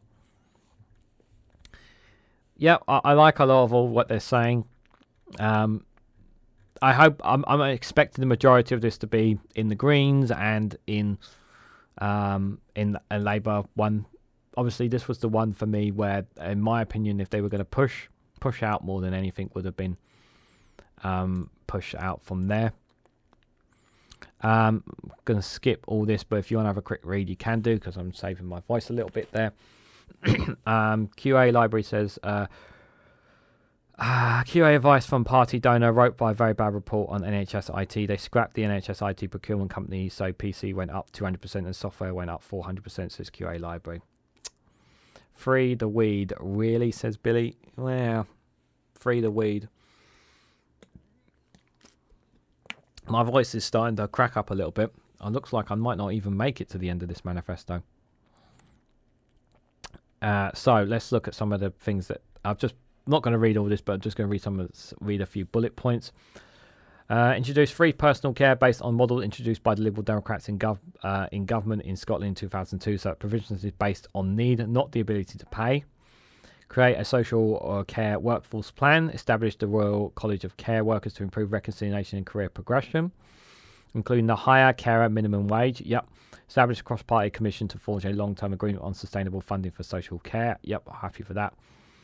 Give unpaid carers a fair deal so they get support they desperately need, including paid carers leave and statutory guarantees on regular respite breaks. Develop additional strategy to enable care users to live tech-enabled lives. Yep, I'm happy with that. So, in addition, provide truly personalised care with empowered individuals by trialling personal health and social care budgets so that individuals are in control of what they receive. Yep. Rolling out digital platforms for care users to develop networks, relationships and opportunities, connecting with care workers, friends and family, voluntary groups and more. Improving communication standards so carers can support the users and coordinate and monitor their care plans. Developing a digital strategy for tech-enabled lives. Establishing an independent living task force to help people live independently on their own homes as set out in Chapter 10. End the postcode lottery of service provisions and provide national high-quality care for everyone who needs it by providing predictable, constant funding for free personal care, increased transparency and accountability as to how money is spent through local authorities, creating a national care agency and to set the national minimum standard for care. So a national care, I like that. Enabling individual to transfer their care package so they don't feel stuck in their current locally due to their care need. Increasing carer allowance by expanding eligibility for it. Introducing a statutory guarantee of regular respite for breaks and unpaid care leavers. Yep. Introducing paid care leavers leave. Building on entitlement to build. Yep. That all unpaid leave secure. Yep. That makes sense. Building carrying a protected characteristic under the Equalities Act of 2010. Yep. For that. Introducing a young carers pupil premium as part of education guarantee for young carers. Yep. Creating a new carers minimum wage. Boosting the minimum wage for care workers by £2 an hour at starting point. Improved pay across the sector. Creating clear career pathways linked to recommended pay scales, which puts an end to the undervaluing of skills in the sector. Creating a career ladder allowing flexibility to work with the NHS and social care, allowing staff to gain experience in both. Yep. They already read that already. Expanding the NHS digital staff passport to include the care sector. Recruit more staff to the sector with a social care workforce plan akin to the NHS England workforce plan that includes ethical international recruitment. Yeah, we do need obviously more of that. Establishing a commissioner for older people and ageing, rolling out active ageing programs and trips and falls assessment for everyone over the age of 75 to prevent falls, avoid unnecessary hospital admissions, and promote healthy ageing. Open fraction liaison service to ultra-paid patients that can get the treatment they need and prevent long-term issues and costs. Support children in kingship care and family carers by introducing a statutory definition of kingship care, building on the existing plot to develop a weekly allowance of all kingship carers. Make care experience a protected characteristic under the Equalities Act in 2010 that strengthens their rights of people who have been in care. Refresh the national strategy for loneliness, collaborating with service providers of people who have lived experience of loneliness, overseen by a dedicated minister for tackling loneliness. So they're going to have a dedicated minister for tackling loneliness. I like this. I really like this idea. This is a great idea. Someone who's specifically on that. I'm all in favour of that. That is for sure. Yeah. So definitely like a lot of things what they're saying about the care sector there. And yeah, there's still quite a lot to go through, obviously. So, education, putting in a dedicated qualified mental health professional. Yep, they've read that already. Secondary school. Yep. Funded by increasing the digital service tax on social media firms and other tech giants. Increase school and college funding above the rate of inflation every year. and end the scandal of crumbling school buildings. Yep, they said they're going to do that. Introduce a tutoring guarantee for every disadvantaged pupil who need extra support. Invest in high quality early years education. Close the attainment gap by giving disadvantaged children aged 3 and 4 extra 5 free hours a week, tripling the early years pupil premium to $1,000 a year. So reinstate maintenance grants for disadvantaged students by immediately making sure that living costs are not a barrier to studying at university. Create new lifelong skill grants, including all adults £5,000 to spend on education and trading throughout their lives, and they aim to increase them to £10,000 in the future when the public finances allow. So that's their bit on education. If you guys want to take a moment to read on that, you can do.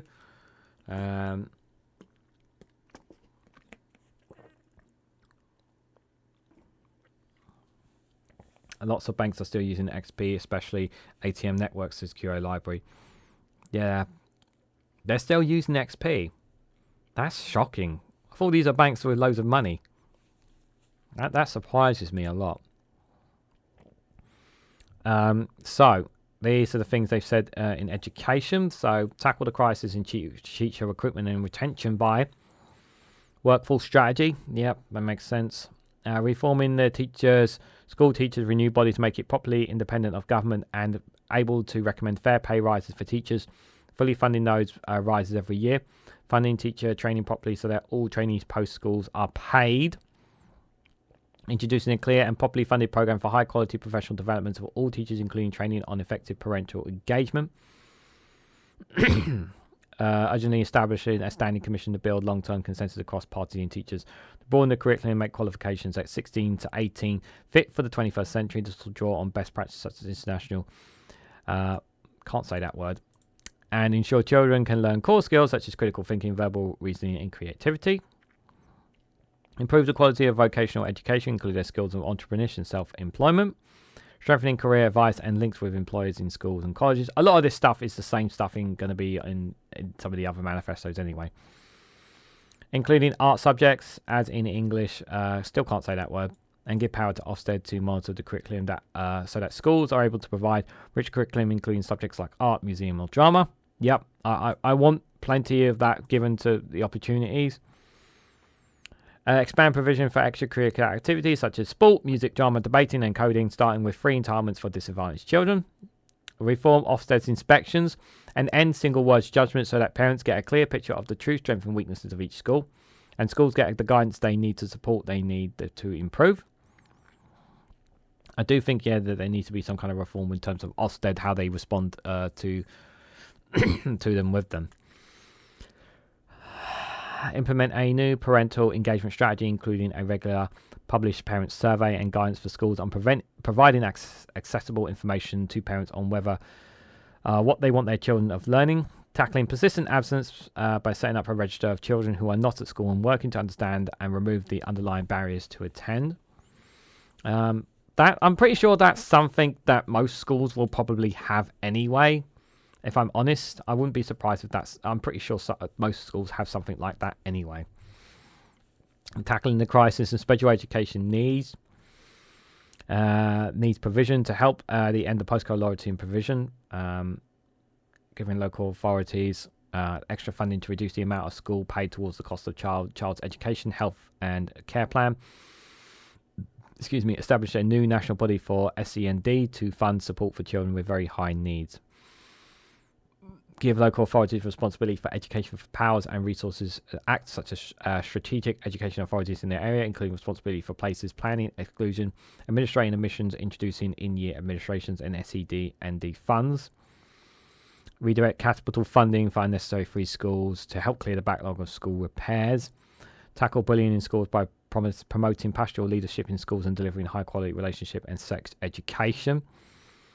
When the public finances allow, give disadvantaged 2-year-olds and extra free 5 hours of early years education a week as another step towards a universal full-time entitlement for all 2 to 4-year-olds. Introduce a young people's premium, extend pupil premium funding to disadvantaged young people aged 16 to 18. Review further education funding, including the option of exempting colleges from VAT. Supporting the education of children in care, extend pupil premiums plus funding from children in kingship care. and guaranteeing any child taken into care and school placed within 3 weeks if required to move school. Safeguards the future of our world-leading universities and well-being of every student. We talked about that already. Giving higher standard institutional statutory duty and care for students. Introducing a statutory student mental health charter. We talked about already. Returning to the Erasmus Plus program in an associated country set out in Chapter 9. Establishing a review of the higher education finance in the next Parliament to consider any necessary reforms in the light of the latest evidence of the impact of existing financial systems on access, participation and quality to make sure there are no more retrospective raising of rates or selling off the loans of private companies. Reporting international student flows separately and estimate of long-term migration. Ensuring that all universities work to widen participation by disadvantaged or under-oppressed groups across the sector, prioritising the work with students in schools and colleges, and requiring every university to be transparent with the selection criteria. A lot of this stuff, I think most people will agree with. I expect quite a lot of this to be within the Greens and Labour manifestos in terms of education. There may be a bit more or less in the Labour one, I would say, in terms of education, but I don't have too much of a problem with that. I don't think most people have either. So families, children and young people, so you can read that there, as of course I'm trying to look after my voice. If you guys want to, I do see your comments, but obviously I'm just trying to reserve my voice a little bit. But if you want to send a super chat for me to read it out, you're more than welcome for me to do so, guys. But yeah, that's their front page on that. So what they put here: extend free school meals to all children in poverty with an ambition to extend them to all primary school children when the public finances allow. Appoint a cabinet minister for children and young people. So yep, I'm in favour of that. Definitely have that. Give parents genuine flexibility and choice in the crucial early months by doubling statutory maternity and shared parental pay to £350 a week, and introducing an extra use it or lose it for month for fathers and partners paid at 90% of earnings. Make all parental pay a day leave day one right, and extend them to self-employed parents. Expand opportunities for young people to study, teach and volunteer abroad by returning to the Erasmus Plus program as an associated country. So what have they got here? So in some of the additional things, protect and support the rights of well-being of every child, incorporating the UN Convention on the Rights of the Child into UK law, setting up an independent advocacy body for children's safety online. Addressing the underfunding of neglect of children's mental health services, youth services, and youth justice services. Yep. Tackling child poverty, set out in Chapter 10. Giving 16 and 17-year-olds the right to vote. So another thing that they have taken off from Labour there. Ensure that all parents gain access to childcare that is flexible, affordable, and fair by reviewing the rate paid for providers for 3 hours to ensure that they cover the actual cost of delivering high-quality childcare and early years education. Developing a career strategy for nursing staff, including a training program with the majority of those working with children aged 2 to 4 have a relatively early years qualification to be working towards one. Including a specific emphasis on identifying and supporting children with a special education needs and disabilities on the training program for early years staff. Restoring child minding as a value part of the early system by replacing the 3 different current registration processes with a single child care register. Commissioning a practitioner-led reviewing to simplifying regulation, reduce administration burdens, and attractive new child minders while maintaining high standards. Don't read out, but fund for the honey tea to help you, says Alistair Keir. Yeah, sorry, I had to read it out because it's a super chat. Thank you for the £2. Much appreciated, my friend. You've been a big supporter here, so thank you for that. And I do just stop and have a quick look at some of your comments there. Interesting stuff there, guys. Okay. Yeah, thanks for all your comments, guys. I appreciate it. I can't click the like button on the super chat yet. I need more people to comment, and then I can click it. I like some of what they're saying here. Again, I do got, like I've said, I've got a feeling that a lot of this is also going to be things that we will see in the Green Manifesto, in Labour Manifesto as well, to be fair. Giving parents genuine flexibility and choice in the crucial early months by making all parental pay leave day one rights. Yep, we just read that already. Double statutory maternity and shared parental pay to $350 a week. We read that already. Increasing pay for parental leave to 90% of earnings with a cap for higher earners. Introducing an extra use it or lose it month for fathers and partners paid at 90% of earnings with a cap for higher earners. Requiring large employers to publish their parental leave and pay policy. Introducing a toddler top-up and an enhance of a child benefit for 1 year old. In the longer term, when public finances allow, our ambitions to give all families, including self-employed parents, adoptive parents, and kingship carers. Oh, bump. There we go. 6 weeks of, yeah, we've read that already, and 46 weeks of parental leave shared between themselves as they choose, paid at doubling the current statutory rate. Introduce paid new. I can't say that word, but you can see it there. Support children in kingship care. We've read that already. Provide free access to sign language lessons for parents and guidance of deaf children. Yep, that should be free. If it's not already free, why the hell is it not? Someone answer on a postcard. I don't see why that shouldn't be free anyway. Tackle the backlog in the family courts that leave children and family waiting nearly a year for cases to be resolved by making the legal aid system simpler, fairer, and more generous, set out in Chapter 19. Fully review the reform and child maintenance service and ensure it works for all children and parents, including removing the collect and pay charge for receiving parents, and ensuring that payments cannot be used as a form of cohesive control over domestic abuse survivors. Yep. Again, I don't think there's anything on there that really I have a genuine issue with. So I'm pretty happy with that one in terms of that. Pensioner safety net here.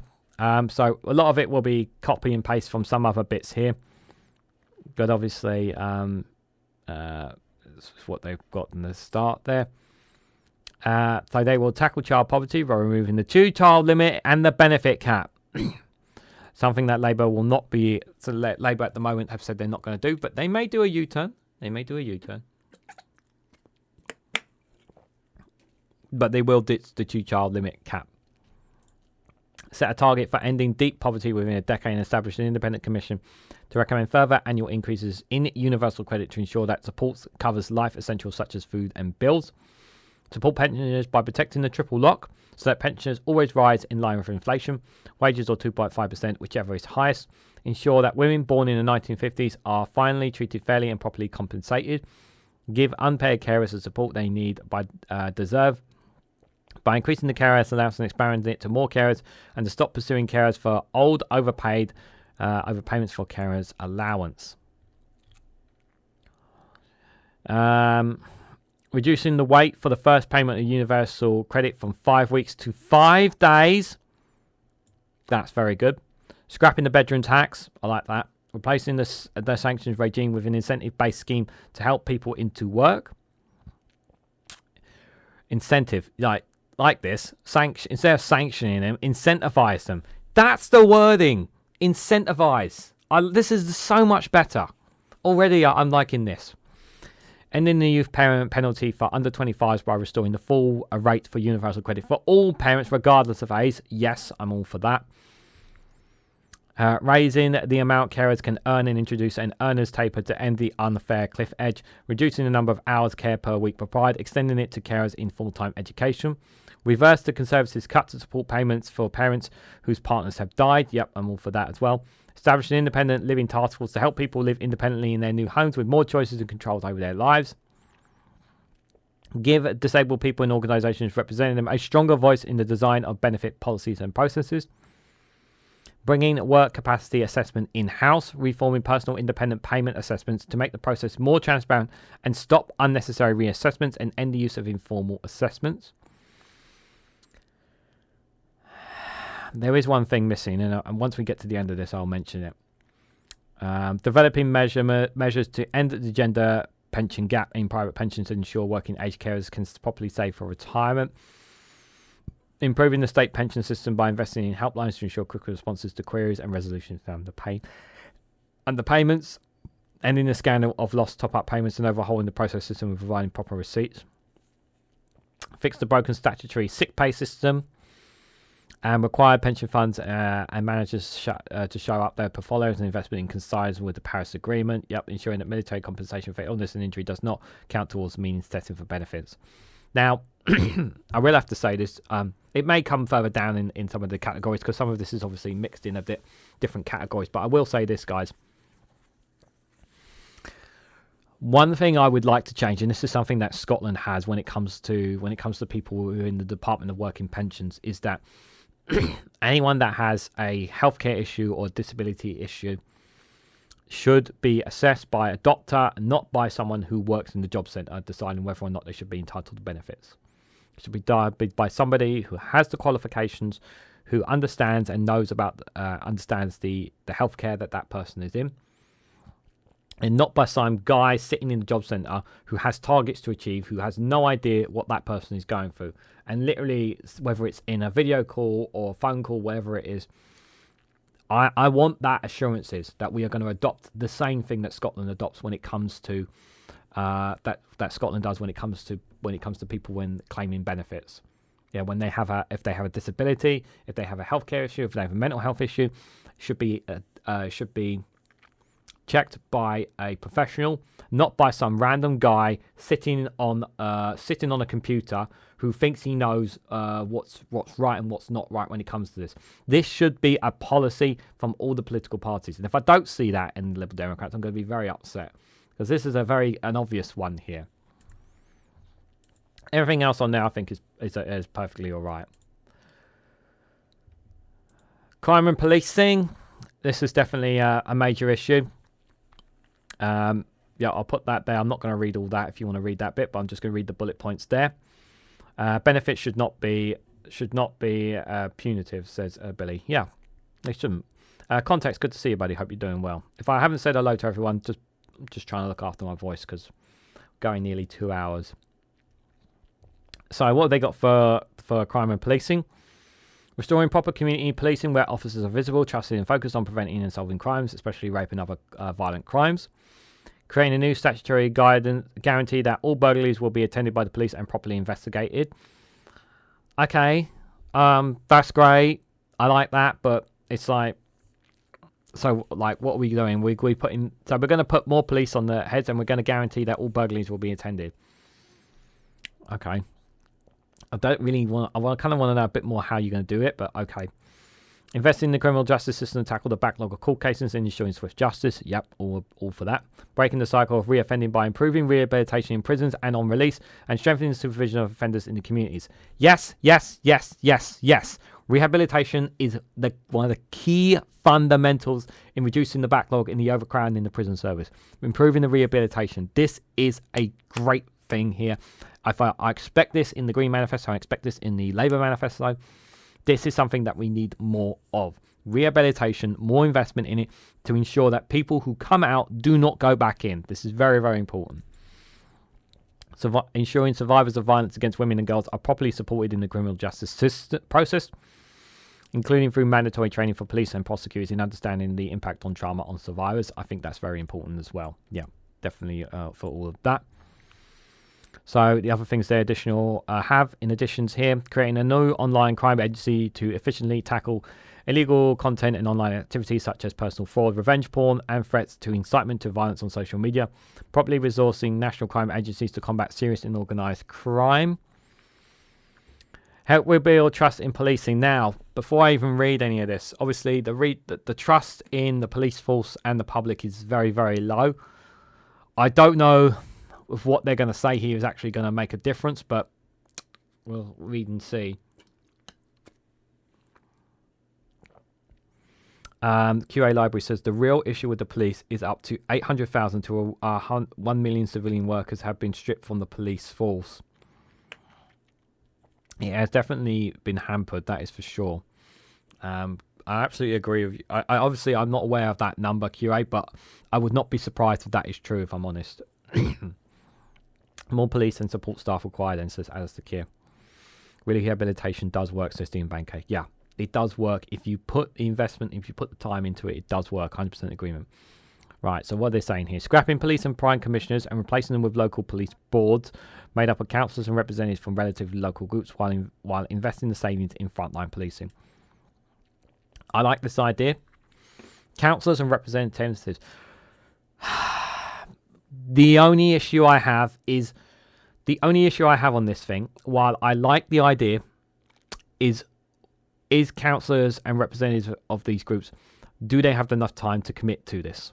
That is the only question that I have with it. The only question I have with it is, instead of a police and crime commissioner, does this local police board, will councillors and representatives of it be able to give the time necessary for it? And that's the question that I have.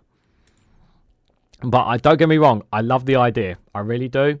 But it's whether or not the time can be they can put the time into it. Requiring the Home Secretary, the Mayor of London, and the Metropolitan Police Commissioner to draw up an urgent plan to implement the recommendations to the Baroness Casey Review and tackle sexism, racism and homophobia, while encouraging other police forces to do so where appropriate. Ending the disproportionate use of stop and search. Yep, I just think that we're being too harsh. Requiring all police forces to adopt ambitious targets to improve the diversity of their workforce and make regular progress reports to Parliament. I like this. Forcing the police to change more towards diversity. Improving access to restorative justice services. Introducing the Hillsborough Law, a statutory duty of candour on police officers and all public officials set out in Chapter 20. Why have we not introduced Hillsborough Law? Like, come on. How many decades are we talking now since then? Urgently drawing up national recruitment, training and retention strategy to tackle the shortage of detectives. Ensuring fair pay rises for police officers by reforming the police renew body to make it properly independent from government. Yeah, it needs to be more independent from government. That I agree with. Embedding domestic abuse specialists for every police force and 999 operator systems set out to ensure that reports from survivors are handled effectively and sensitively. Addressing the delays in domestic abuse referrals from the police to the CPS and subsequent decision making by the CPS, acknowledging the unique risk that these delays can pose to women's safety. Introducing the target of 1 hour for handover for police suffering from mental health crisis for police to mental health service. Ensuring that all forces have a mental health professional in the control room at all times. Ensuring the police have adequate levels of training in mental health response. Yeah. This again sounds good on paper. Whether it will be implemented or not is another thing. I'm in favour of it, but whether it will be done or not as well. Tackling the backlogs of the criminal courts and reducing the number of people in prisons on remand by setting a clear target of halving the time of offences to sentencing for all criminals, and implement a proper funding strategy across the criminal justice system to achieve it. Implementing a new data strategy across the criminal justice system to ensure the capabilities meet demand and to understand the needs of all users, especially victims, vulnerable people and those from ethnic minority backgrounds. Deploying a workforce strategy to ensure there are enough criminal barristers, judges and court staff. Improve transparency throughout the criminal justice process by enabling all victims to request a transcript for court proceedings free of charge. I think we talked about this. I think I've spoken about this before, about the transcript thing. This should be for everyone. There should be no, because there was a case obviously where some victims were told they had to pay for a transcript or something, which is bloody outrageous. I don't know why.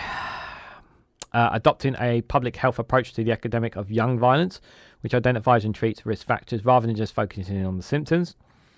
This means police, teachers, health professionals, youth workers and social services all working closely together to prevent young people falling prey to gang and violence. Some kind of body needs to be done to do that, not just a case of telling them all to work together. There needs to be a body that I think maybe a body that needs to be more in cooperation with that rather than just telling them that they all need to work on that. Investing in youth services that are genuinely engaging and reach more young people.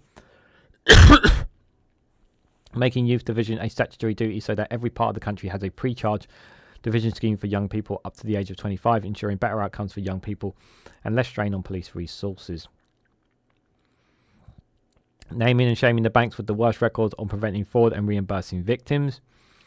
Requiring banks to reimburse victims of automatic push payment scams unless there is a clear evidence that they are at fault. Launching a high-profile public awareness campaign to help people spot, avoid, and report frauds and scams. Now, I think that's all good. Improve cooperation with our European neighbours to tackle cross-borders crimes such as human trafficking, illegal drug trade, cybercrime, terrorism. Yeah, I think all this stuff here, this is like everyone's going to be on board with that kind of stuff. I don't need to read that. I think that's going to be the same thing in the other manifestos. Tackle modern slavery and human trafficking by reversing the Conservatives' rollback on modern slavery protections. Establishing a new powerful worker protection enforcement authority to protect people in previous work with proactive intelligence-led enforcement of labour marking standards and a firewall with immigration enforcement. Transferring responsibility of identifying modern slavery victims from the Home Office to local safeguard agencies.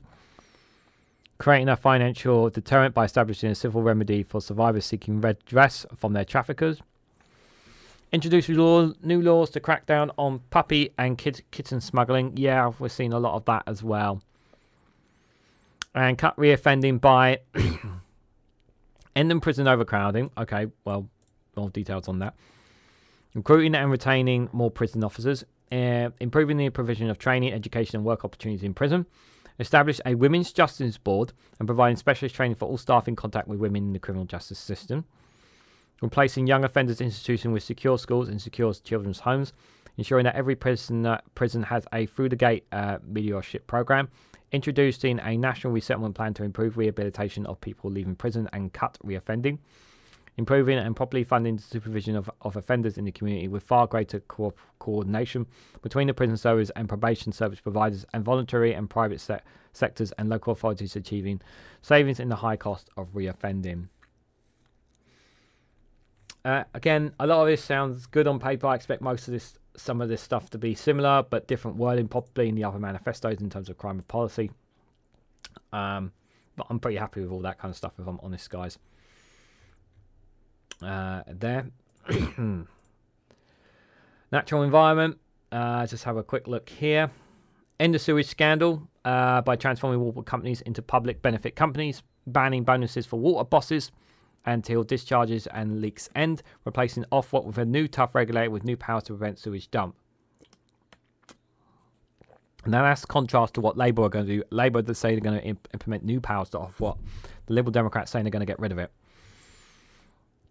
Set meaningful and binding targets to stop the decline of our natural environment and double nature by 2050, doubling the size of protected area network and doubling the area of the most important wildlife habitats, doubling the abundance of species and doubling woodwork cover by 2050. Plant at least 60 million trees a year, helping us restore woodland habitats, increase the use of sustainable wood in construction and reach net zero. Pass a Clean Air Act based on World Health Organization guidelines enforced by a new air quality agency.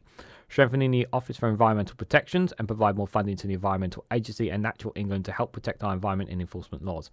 I like this. Plant at least 60 million trees a year. That's a very big goal, and I like that. I like that ambition. I do like that ambition. Alright, so what else would they do? Introduce a sewage tax on water company profits. A sewage tax. A sewage tax. I like that. A tax on a sewage tax on water company profits. I like that name. Enforcing existing laws to ensure the storm overflows only function in exceptional circumstances. So the exceptional circumstances, for those who don't. So obviously, exceptional circumstances when we have a huge amount of rain, as I'm sure you guys understand, when we have huge amounts of water, that's when the overflows need to happen. So I think, yeah, on that part is already there. Scottish Government's already doing some of that as the key. Of course it is. Of course it is. Of course it is. Setting legally binding targets to prevent sewage dumping into bathing waters and highly sensitive nature sites by 2030. Embracing nature-based solutions to tackle problems of sewage dumping. Strengthening the powers of local authorities to monitor the health of our rivers, lakes and coastlines. Restore our natural environment to tackle climate change. Introduce a blue corridor program for rivers, stems and lakes to ensure clean and healthy water and setting a new blue flag standard. Improving the quality and quantity of bathing waters and sensitive nature sites with more regular and robust testing of quality water. Giving local environment groups a place on water company boards. Introducing a single social tariff for water bills to help eliminate water poverty within the next parliament. Implement Schedule 3 of the Flood and Water Management Act to require sustainable drainage systems into new developments. Mandating all water companies to publish, access real-time data of any sewage they dump. Mandating it. Mandating any dumping that they do. Significantly increase the amount of accessible green space, including protecting up to 1 million acres, completing the coastal path, exploring the right to roam for waterways and creating new designations of natural nature parks. Passing a new Environmental Rights Act, recognising everyone's human right to a healthy environment and guaranteeing access for environmental justice. Making sure that the UK has the highest environmental standards in the world, protecting at least 30% of land and sea areas by 2030 for nature's recovery. Working together with our European neighbours to tackle the nature crisis, including applying to join the European Environment Agency. Just before we go to the next bit, I just want to quickly do, because normally I have a video that goes out in about 5 minutes, so I'm just going to push that video back just quickly on my schedule here. Just quickly. Sorry about this. 60 million trees means about 600 square miles each year, says context. Interesting. I would like more. We always want more nature. We do always want more nature. That is for sure. Is that the one? Yes, that was the one. Okay. Yeah, you're going to go out. You're not going to go out in 5 minutes. You're going to go out a bit later, please. Yeah. I've just pushed back. A video was going to go out in about 5 minutes, but I'm pushing it back just because to allow, a bit more time space between videos and schedules there. So I bet about 3:30 if the next video come out, guys. Excuse me. So ensure everyone has access to healthy natural environment regardless of where they live by significantly increasing the amount of accessible green space, including protections up to 1 million acres. Right to roam. I've already read all this, haven't I? I'm sure I read all this already. Yeah, I read all this already. I'm going nuts. Sorry, guys. Hold business to account for their responsibility to the environment by introducing a general duty care for the environment set out in Chapter 4, requiring large businesses to publish transition plans to become nature positive across their activities and supply chains. Regan regulates Regan. Yeah. Because I try to stick to my schedules, and obviously my schedules are out of whack here with everything that's going on during this election, Billy. So I want to try and keep things a bit spacious when I can. Introducing nature-related financial disclosure requirements for large businesses. Ensuring new development results in significant net gain for biodiversity, with up to 100% of net gain for larger developments. Introducing a strategic land and sea use framework to effectively balance competing demands on our land and oceans. And empowering local nature recovery strategies and identifying new wild belts for nature's recovery. Introducing a deposit return scheme for food and drink bottles and containers, working with the devolved administrations to ensure consistency across the UK, learning the lessons from the difficulties with the Scottish scheme. Aiming for the complete elimination of non-recyclable single-use plastics within 3 years and replacing them with affordable alternatives. Working to protect 30% of the world's oceans by 2030 through the UN High Sea Treaty, and finalise a global plastic treaty to cut plastic pollution worldwide, setting an ambition of ending plastic waste exports by 2030. Yeah, I like all that stuff. Restoring our petland as a carbon store, banning our use of horticultural pit and the routine burning of heifer on pets' lands. Protecting and enhancing our temperate rainforests. Yep, I think everyone should be saying that. Creating and restoring habitats like salt marshes, mudflats and seagrass meadows to guard against coastal flooding and erosion, absorbing carbon emissions.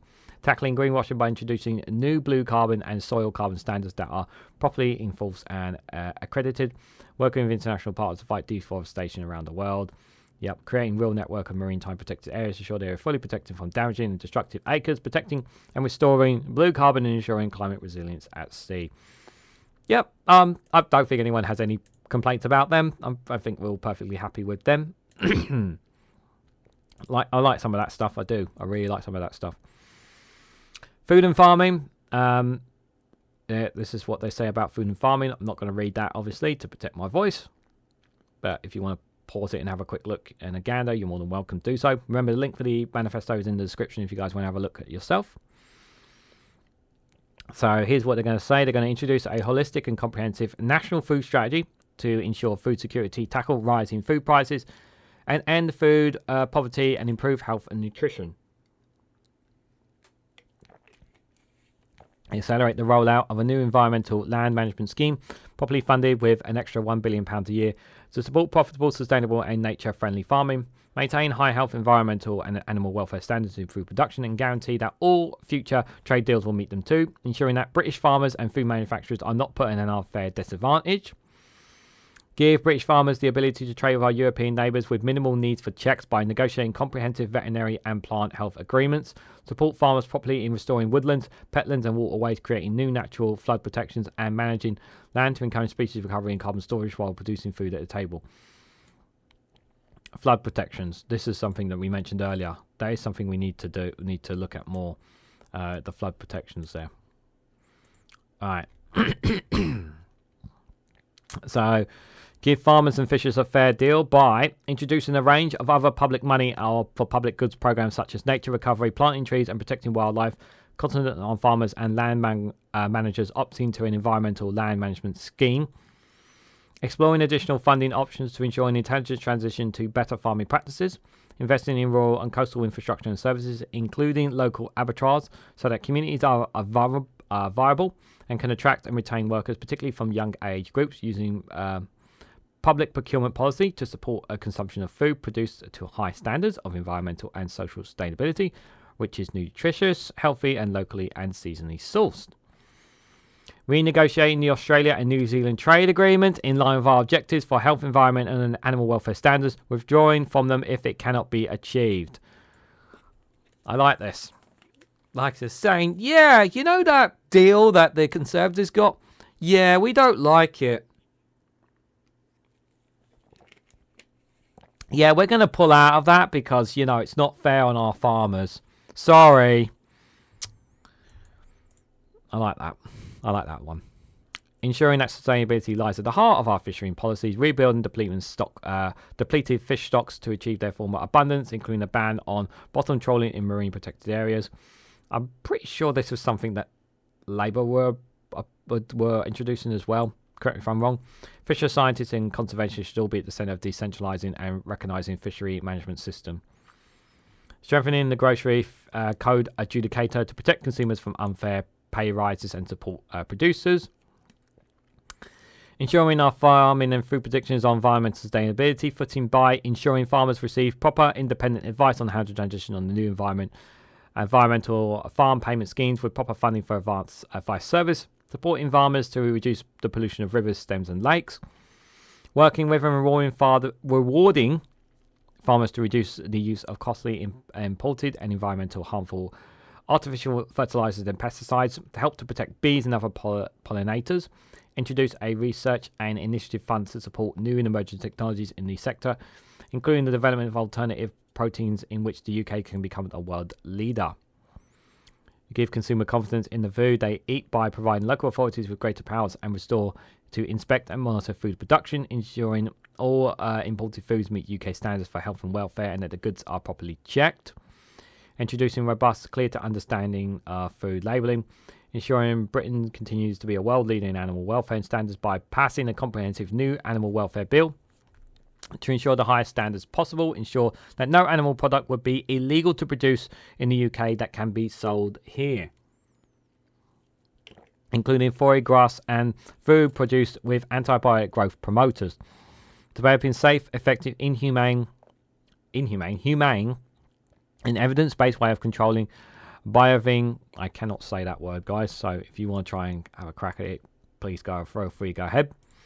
Introducing by investing to produce workable vaccines, improve standards of animal health and welfare in agriculture, including the ban on caged hens and preventing unnecessary painful practices in farming, at least marching to EU stricter rules on preventative use of antibiotics and introducing a comprehensive plan to tackle antimicrobial, can't say that word either, resistance on farm animals.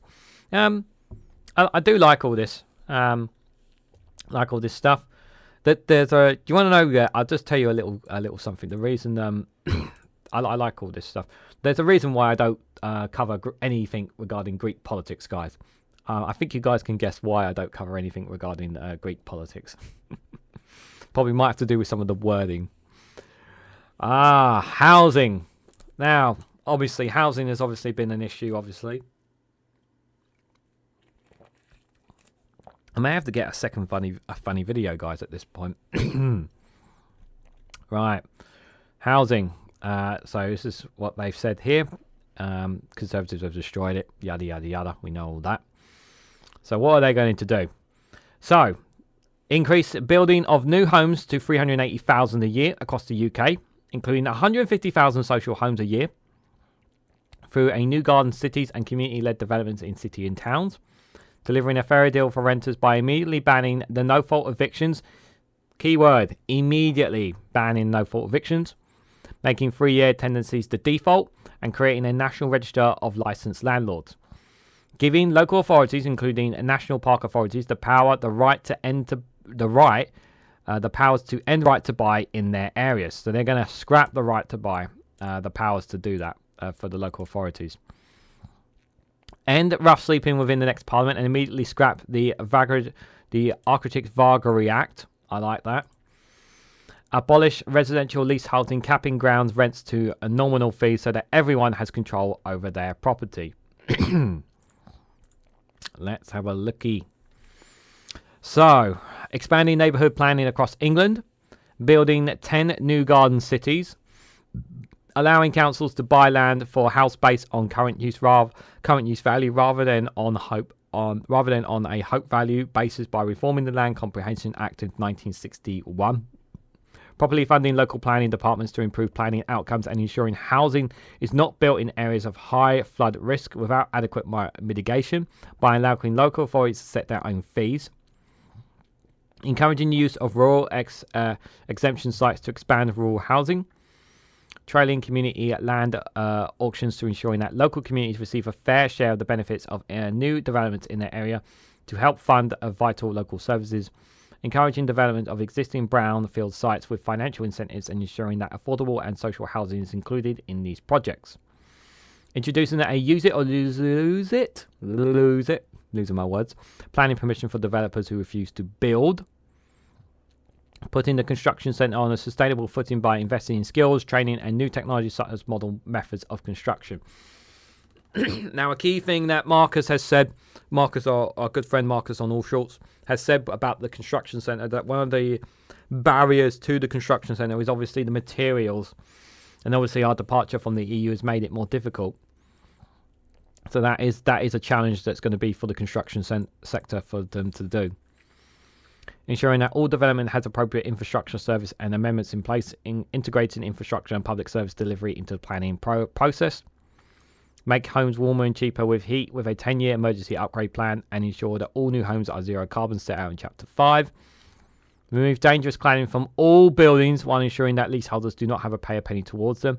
I'd like to know more in detail about this. I'd like a deadline for this, if I'm personally honest. I really would like a deadline on that. Help people who cannot afford a deposit on their own home by introducing a new rent-to-own model for social housing, where rent payments give tenant an increasing stake in their property, owning it outright after 30 years. Interesting. Right. I'm just moving my position a little bit because I've been sitting here for over 2 hours. So, end rough sleeping within the next parliament by urgently publishing a cross-Whitehall plan to end all forms of homelessness, exempting groups of homeless people and those at risk of homelessness from the shared accommodation rate, introducing a somewhere safe to stay legal duty to ensure that everyone who is at risk of sleeping rough is provided with emergency accommodation and an assessment of their needs, ensuring sufficient financial resources for local authorities to deliver the Homelessness Reduction Act and provide accommodation for survivors of domestic abuse. Now, I like all this. Again, I like all this, but we don't have the homes right now. Could they set, we have to be hypothetical, obviously, that if the Lib Dems were to come into government, we have to be hypothetical about all this. And some people will say, obviously, no worries, Stu, thanks for popping by. And anyone else who's popping in and out, I appreciate it. I understand not everyone can stay all day. It's fine. We have to be realistic. Can this actually be done?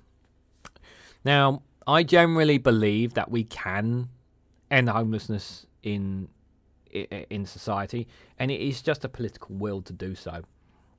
It's not something that can be done overnight, but I do believe it can be done. It's just a case of how we want to do it. I know we have a housing issue, but I do think that we can end rough sleeping, and I like the Lib Dems are saying, like, we want to end this. I appreciate the incentive to do so, but I feel also part of me also knows that obviously because they're unlikely to be power, they may still power share Labour. We don't know, but this is something I really hope that if they do end up being in coalition with Labour, depending on the general election, we don't think it will. But if that does, I really hope they push this emphasis on Labour. I don't know what Labour's position is with rough sleeping. Obviously, we'll see when their manifesto comes out. But I do think we can end rough sleeping. But it's not something that can be done overnight. Obviously, I'm sure everyone understands that. Give local authorities new power to control second homes and short-term lets in their areas set out in Chapter 15. Proactively enforce clear standards for homes that are socially rented, including strict time limits for repairs, fully recognising tenants panels so that renters have a voice in landlords' governance. Yeah, I like some of this. I like that obviously that they want to build 10 new garden cities. Like, it sounds cool, but you know, I like what they say. Let me put it that way. Right, so this one is communities and local governance. So if you want to have a quick read, it's there. I'll just put it up there for a moment if you want to pause and have a quick look of what they're saying here. So let's see what they're going to say. So tackle the funding crisis facing local authorities, including by providing multi-year settlements, boosting the supply of social housing, and forging a long-term cross-party agreement on social care. We already talked about social care, didn't we? Give communities more control over the number of second homes and short-term lets in their area. Ensure local authorities have the power and resources they need to tackle the climate and nature emergency. We talked about already. Gigabit broadband, we talked about already. Ending top-down reorganisation of councils and the imposition of elected mayors on communities who do not want them. Work with communities to tackle the alarming rate of anti-Semitism and Islamophobia. Let's see what they got here. Decentralise decision-making from Whitehall and Westminster by investing in local areas to take control of the services that matter to them most. Again, this sounds like a lot of things that the Labour are doing. So it does feel like... need to swallow there. Sounds like a lot of things that they're taking from Labour. Strengthen local democracy set out in Chapter 20, introducing proportional representation for elected councillors in England and scrapping the Conservative voter ID scheme. Scrap the voter ID scheme. Yes, it's in the manifesto. Like that. I know they're not going to get in power, but still, I like that. Introducing a form of proportional representation and the scrapping of voter ID scheme. I like that. Very, very good. Appoint a cross-department minister for rural communities. Make sure that rural voices are heard across government. Give local authorities new power to control second homes and short-term lets in their area. By allowing them to increase council tax by up to 500% where homes are being bought by second homes. With a stamp duty surcharge on overseas residents and purchasing such properties, creating a new planning cash for these properties. Oh, did I wake you up, Stephen? Sorry. Encouraging post offices to become a community banking and banking hubs. Keep DVLA services available at post office counters. Yep. Would the Conservative plan to take that away? I hope not. Probably would be, actually. Enhance powers over community assets and help local authorities protect pubs, community farms, and other vital infrastructures. Invest in leisure centres, swimming pools, and other grassroots citizen support communities, sport clubs set out in Chapter 17. Establish a strategic small surgery fund to sustain GP service in rural and remote areas. We talked about that in the health area. Properly fund local departments and give local authorities power to end the right to buy in their areas set out in Chapter 14. Give local authorities the power they need to restore bus routes and add ones where there is local need, especially in rural areas set out in Chapter 16. Yes, more needs. Obviously, that will be in transport, obviously. But yeah, we'll talk about the transport when it comes to. help motorists in rural areas who face higher fuel cost, and introduce a strategic land as CMOS and there. But proportional representation for elected councillors in England. Yeah. But they did, it says proportional representation for elected councillors. But I'm pretty sure I'm sure somebody said something, yeah. A proportional it's only meant for councillors, yeah. But still, this one here, obviously, the voter ID scheme, this is a big one. Because this is a form of voter suppression. So we can still cheer for that one, obviously. So yeah, there's a good reason to cheer on that one. There. Transport. Beep beep. So transport. I think everybody could read that. If you want to read that, you can pause it right there. Do we think that this convergence on a lot of policies with Labour could be a good thing or not? I think I don't know. Like, the thing is, it's like I don't know how many of these policies are actually Lib Dems and are actually just ones taken from the Greens and Labour. It's hard to know, but like the thing is like I think it's important to know exactly where the Liberal. Like the thing is, I know I'm going quite a long way in this, and there's a lot here to cover, guys. But the reason why I'm doing this is because I want people. I don't want any. And I think this is really important for you guys. I know my voice is hurting a little bit, but I really want to put this out there to you guys because I want you to understand something. So, before I go... So, the reason why I'm doing this is because really important is that you are getting exactly what the party is setting out. Because even though you will see it in a newspaper or from an article or whatever about what they're introducing... In those newspapers or articles, they can change the wording or the phrase or this paragraph or the sentence of what they are introducing and mislead you into what they're actually introducing. Whereas just right there, context was highlighting that it's proportional representation only meant for councillors, not proportional representation across the board. Unless, of course, we see it further in the manifesto, possibly. So... What is, and I think it's really, really important. This is why I'm reading directly from the manifesto, and I'm not reading it from an article that has a much more little breakdown. Because obviously, you guys knew I had I looked at some of the policies and analysis of reforming the Conservatives a while back. You guys remember that. Whereas here, there is no BS. There's no cut and dry. You are seeing exactly what the Lib Dems are saying they are going to introduce to you if you vote for them. These are the things that they are going to implement and introduce. There's no middle ground. There's no the case of the media is saying but the Guardian said this or the Telegraph told you this. No, that's go to the manifesto and see exactly word for word what they are telling you. That is what I want to do. I want to make sure that you are being told exactly what the political parties are offering you.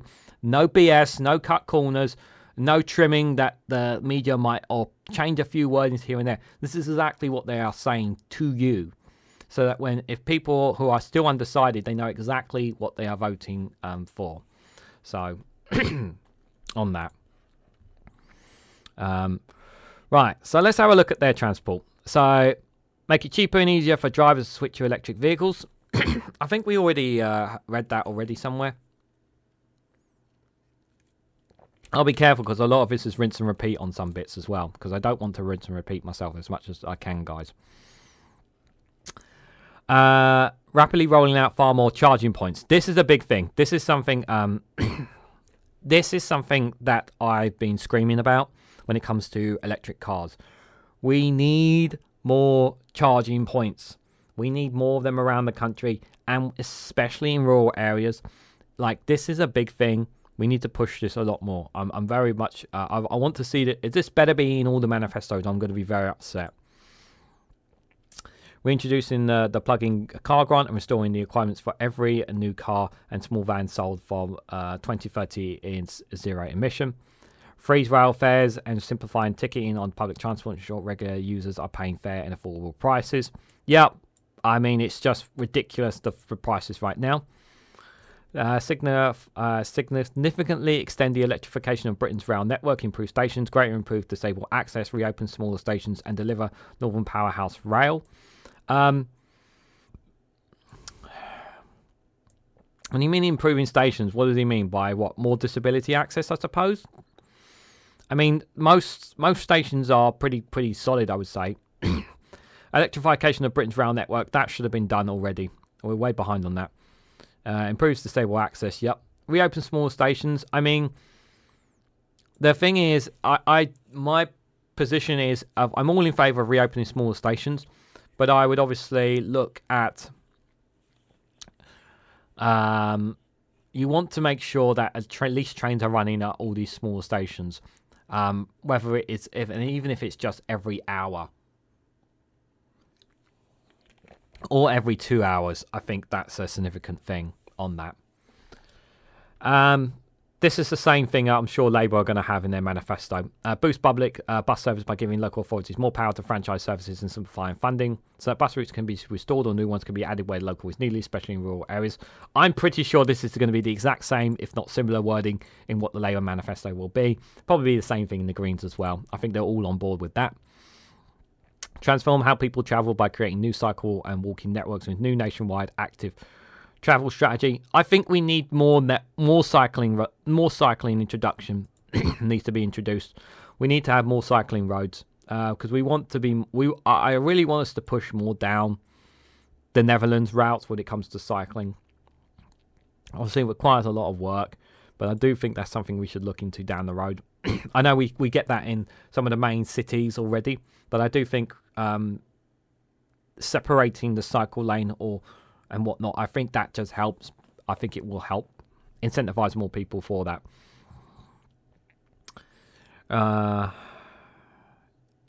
More charging points are easy. One says QA library. Just change street lights to LEDs. Give enough headroom for a lamppost to make it 8 to 10 hour slow charges. And 90% of the time, cars do not move. Yeah. My position was always like. Before I go to the next bit. My position was always like that. Because cars use petrol stations, is that every petrol station should have charging points anyway. That was always something that I think, so that if people didn't have access to a phone or an app or whatever, that every petrol station should have a guaranteed at least 2 charger points. Because we still have petrol stations, so in my position, by default, they should have charger points because that's where cars go anyway. And I think it should have been something by default that they should be at least a minimum of 2 charger points available at every petrol station. But I also know why they have them elsewhere in that. But because the thing is it's quite difficult for people to find charger points. And this is the other thing actually I wanted to tie into with regards to charging points, because you gave me another thought, obviously. So one of the key issues with them as well is that they are owned by, a lot of charger points are owned by not just one company but by multiple companies, multiple different private companies. My proposal would be to put them all under one banner, like we have with the London for Transport network, because it's not right that people need to use different apps to access and pay for a certain charger point, because some of them charge, and you have to have a certain app for a certain company for a certain charging point. And my dad, who has an electric car, he knows this. So he's been through all this crap. It needs to be simplified. It should be one app, and it should be one app, and it should be all under one banner. If it has to be a private company that controls the charger points under one company, then so be it. I don't want multiple companies. I want it to be under one banner, and I want it to be as simplified as possible for people to charge their cars. Whether it's payment or non-payment, it needs to be easier for people, because the system, I think, is just not fair. And it needs to be very clear about whether or not a charger is available or not available as well, because there's a lot of times where people go to a charging point in certain places up and down the country, and they find that it's not working, even though the app told them it was working, and then it puts them in a big conundrum. So more does need to be done with charging points. The government discharged the VAT and petrol stations laws to allow fueling stations to replace fuel pumps with EV chargers. Is that all of them though, QA? I don't think all petrol stations do though. Correct me if I'm wrong on that. I just want to make it as easy as possible for people to find chargers, because that was one of the things that I know from relatives who have cars, that they've had problems with that. The EU is pushing for what you are thinking on charging anyway. Yeah, that it makes sense because everyone goes to the petrol station to fuel up their car. So it makes logical sense to have chargers at them anyway. It makes logical sense. I get the other places where you can put them, but it makes logical sense that petrol stations should have them while we still have petrol cars. It just makes logical sense. So where was I? Give more of the road budget to local councils to maintain existing roads, pavements and cycleways, including repairing potholes. Invest in research and development to make the UK the world leader in zero carbon flight, and take steps to reduce demand for flying. Bit hard to do that from an international perspective, but that's cross-party international communications there. Okay, so what have they got here? So we read that already. Rolling out more charging points, including residential on-street points and ultra-fast chargers at service station. That's good. So yeah, we've just spoken about that there. So I did want to put ultra-fast chargers at service station. Support new charging points with an upgrading national grid with a step change in local grid capacity. Cut VAT on public charging to 5%, requiring all charging points to be accessible with a bank card. Yes, I like this. This is very good. This is really, really good. I like this because while I understand obviously paying by cash is probably impossible, I think it's absolutely pathetic that some people who have to access a charger have to go on their phone or go crossing through an app or call up a number or whatever and type in their bank details or whatever just to get access to be able to pay to use a certain charger at a certain point.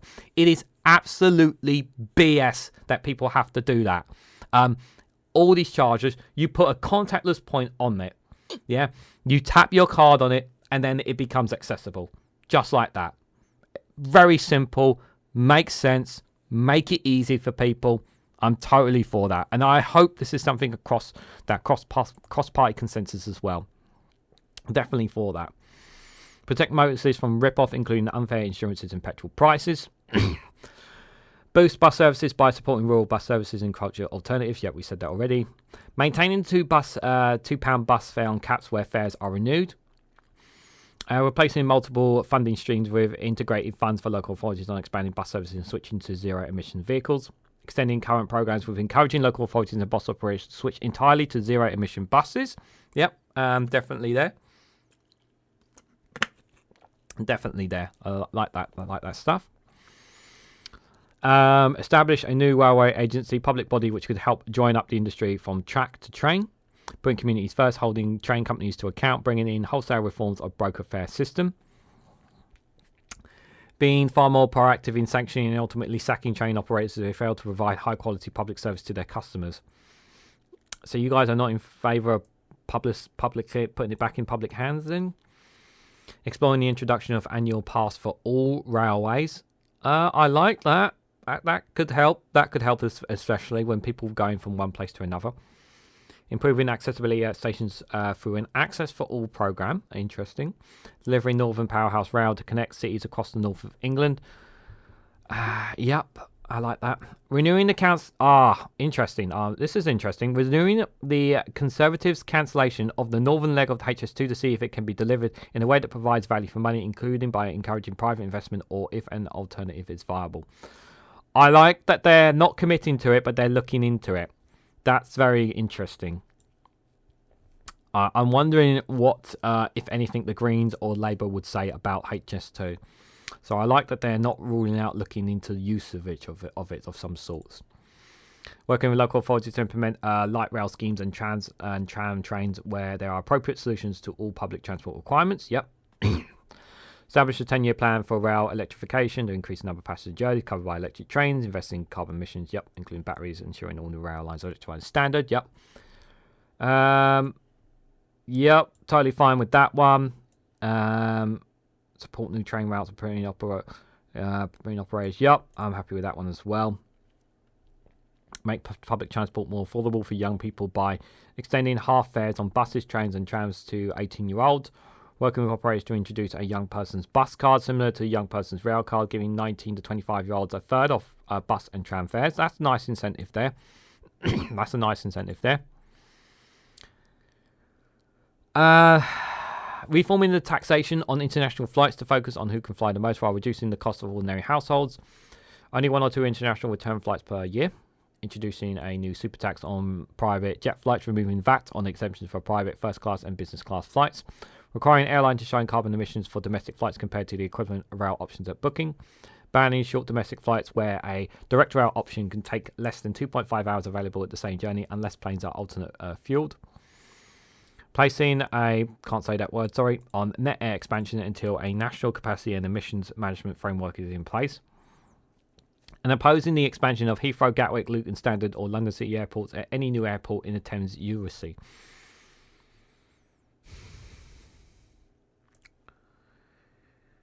Yeah, these airports in London want expansion. HS2, will it be Scotland? Well, they didn't say they're going to revive HS2. I think that's very important to the very important context. It didn't say that we revive HS2 in here. Alistair Keir. But I do think it could be revived in some way capacity. Devolve greater decision power makers and restore local authorities in England to design public transport infrastructure around community needs. Include powers to introduce network-wide ticketing as in London. Work to integrate bus, rail and light ticketing systems so that a daily fare cap can be introduced for those who take several trips per day. So yeah, interesting stuff. I really like this one. This one here really I think is I really love this one. I really hope this is something that is introduced from all the manifestos. If not, I'm going to I'll be very upset because this is something that I think should be implemented. But I like what they're saying with transport. Okay, culture, media, and sport. So we know how we feel about media reform, don't we, guys? Okay, let's have a look. And by the way, guys, obviously, understandably, not everyone can stay along. But what I will do is at the end of this live stream, I will timestamp everything. So if you want to come back and watch it later, I will timestamp all these bits that we will look into. So if you want to come back later on and watch it, you can do that. So that way, if there's a particular policy and area that you want to look into, you can do so. So once I finish this live stream, I will be timestamping everything for you guys, just so you know. So don't worry about if you're not able to stay all the way through. It's totally all right, guys. But make sure you're hitting the like button, sharing across social media, subscribing, all that usual stuff, guys. Really does support the channel. So what they're going to do in culture, media and sport, protect the BBC, S4G, BBC Alba and Channel 4 as independent publicly owned public service broadcasters. Promote, create skills, address the barriers of finance faced by small business, support modern and flexible patient copyright and licensing rules. Negotiate free and simple short-term travel arrangements for UK artists to perform in the EU and European artists to perform in the UK. Totally happy with that. Boost participation in sport and physical activity by investing in leisure centres, swimming pools and other grassroots facilities and supporting community clubs. Yep, totally happy with that. Let's see what else they got. So, establish creating entrepreneurial zones to grow and regenerate cultural output across areas of the UK. Upgrade the status of tourism in government with dedication Minister for State of Tourism and Hospitality. Maintain free access to national museums and galleries. Boost funding for cultural and creative projects. Participate fully in Creative Europe. Requiring at least 80% of on-demand TV content to be subtitled. 10% audio described and 5% sign language. I think more needs to be done with those with other disabilities and whatnot, like sign language and whatnot. No worries, Alistair Keir. Thanks for coming by. Like I said, guys, it will be if you can't stay, it's totally all right. This will be time stamped. I'm going to timestamp it once the live stream ends, guys. So you can look at separate ones on your own, guys. So if you can't hang around, that's totally fine. Support independent Leveson compliance regulation to ensure privacy, quality, diversity and choice in both print and online media. Proceed with part 2 of the Leveson inquiry. They say this. Are they going to keep to this? Question on the answers on the postcard, please. Pass a comprehensive anti-SLAPP law to provide robust protection in free speech, whistleblowers and media scrutiny against a strategic lawsuit against public participation. Support the BBC both to provide impartial news and information and to take a leading role in increased media literacy and educate all generations in tackling the impact of fake news. Protect fans from being exploited by ticket touts by implementing competition and market authority recommendations to crack down on illegal ticket resale. Protect sports and arts funding via the National Lottery. Combat the harms caused by gambling by introducing a planned compulsory levy on gambling companies to fund research, prevention and treatment, restricting gambling advertising, establish a gambling ombudsman to redress wrongs, implementing effective affordability checks, and take tough action against black market gambling. If you really want to take action against marketing and gambling, guys, the best way to obviously do that, just take them off the football shirts. Don't promote it around football. That's one of the best ways to really do it, if I'm honest. Ensure a sustainable future for football clubs and give fans a stronger voice by establishing a new independent regulator, placing it on a statutory footing and give its power to impose a fair financial flow that rewards well-run clubs. Strengthening property tests for prospective owners and directors, including human rights questions, requiring all clubs to have equality, diversity, and inclusion action plans. Expanding the list of sporting fixtures which must have live free-to-air coverage, including more football matches as well as key international cricket, rugby, golf and tennis fixtures. Supporting and encouraging campaigns to improve equality, diversity and inclusion in sport. I know it's after I said that about the timestamp, a lot of people disappeared, which is totally fine. How many more have we got? We got 5 left to go through, guys. We got 5 left to go through. But thanks everyone who has been here at the start. I greatly appreciate it. Let's crack on, guys, and keep going through these. And thank you all for your comments. I really appreciate them, whatever they are. Immigration and asylum. I never thought I associated Liberal Democrats with immigration, but here we are. So what are they going to do with regards to immigration and asylum? Just getting my voice back. End the Conservatives' hostile environment and invest instead in officers, training and technology to tackle smuggling, trafficking and modern slavery. Transfer policy making over work visas and overseas students out of the Home Office and into other departments. Scrap the Conservatives' Illegal Migration Act and the Rwanda scheme. So they're going to scrap the Rwanda scheme as well. Uphold the Refugee Convention and provide safe legal routes to sanctuary for refugees, helping to prevent dangerous channel crossings. Tackle the asylum backlog, establishing a dedicated unit to improve the speed and quality of asylum decision making. Introduce a service standards of 3 months for all but the most complex asylum claims to be processed, and speeding up the returns of those without a right to stay. Lift the ban on asylum seeking working if they have been waiting for a decision for more than 3 months. Enable them to support themselves, integrate their communities and contribute to the economy. Working closely with Europol and the French authorities to stop smuggling and the trafficking gangs behind dangerous channel crossings. So let's read a bit more into them. So replace the Conservatives' arbitrary salary threshold with a more flexible merit-based system for work visas, with the relevant department working for the employers with each sector to address specific needs as part of a long-term workforce strategy that also focuses on education and training to address skills gaps from within the UK. Exempt NHS care and staff from £1,000 a year immigration skill charge and reverse the Conservative ban on care workers bringing partners and children. Yes, so they were going to undo this stupid policy that the Conservatives have of stopping people not bringing in their families, which I'm absolutely delighted to. So totally in favour of that. Expand the youth mobility scheme by negotiating. Yep, we've negotiating with the EU. Increasing the age limit from 30 to 35, abolishing the fees for these visas, extending the length of visas from 2 years to 3 years, so they would extend it to another year. So they would open more incentivization for people to work. Reverse the Conservatives' unfair increase to income thresholds to family visas so that no more families are torn apart. Protect the rights of EU citizens and their families in the UK by automatically granting full settled status to all those with pre-settled status, provide them with physical proof of their right to stay. This is fantastic. I really approve of this. It's not fair that the EU citizens that are already that we had. I will read your message in a moment when Angry Pagan when I get my thoughts out. Automatically granting full settled status to those. Yeah, this whole thing about potential EU citizens who have been here, who have worked here and contributed here before Brexit, who have are having all these little issues around them. It's just unnecessary. Just those who have contributed and whatnot, like, just give them their rights and just be done with it, sort of thing. Like, this whole thing really does annoy me. Before I read the next one, One Angry Pagan in caps locks, this message needs to be repeatedly insensitive. We do not have a migration problem, we have a housing and infrastructure problem. That is true. We do have those issues. They are contributing to the immigration. Reduce the fee for registering a child as a British citizen from $1,224 at the cost of administration. Overhaul the immigration rule to make them simpler, cleaner, fairer, and ensure greater parliamentary scrutiny over future changes.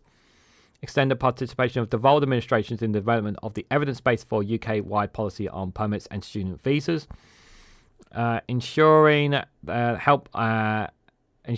ensure rules are sensitive to the needs of every corner of the UK and every sector of the economy.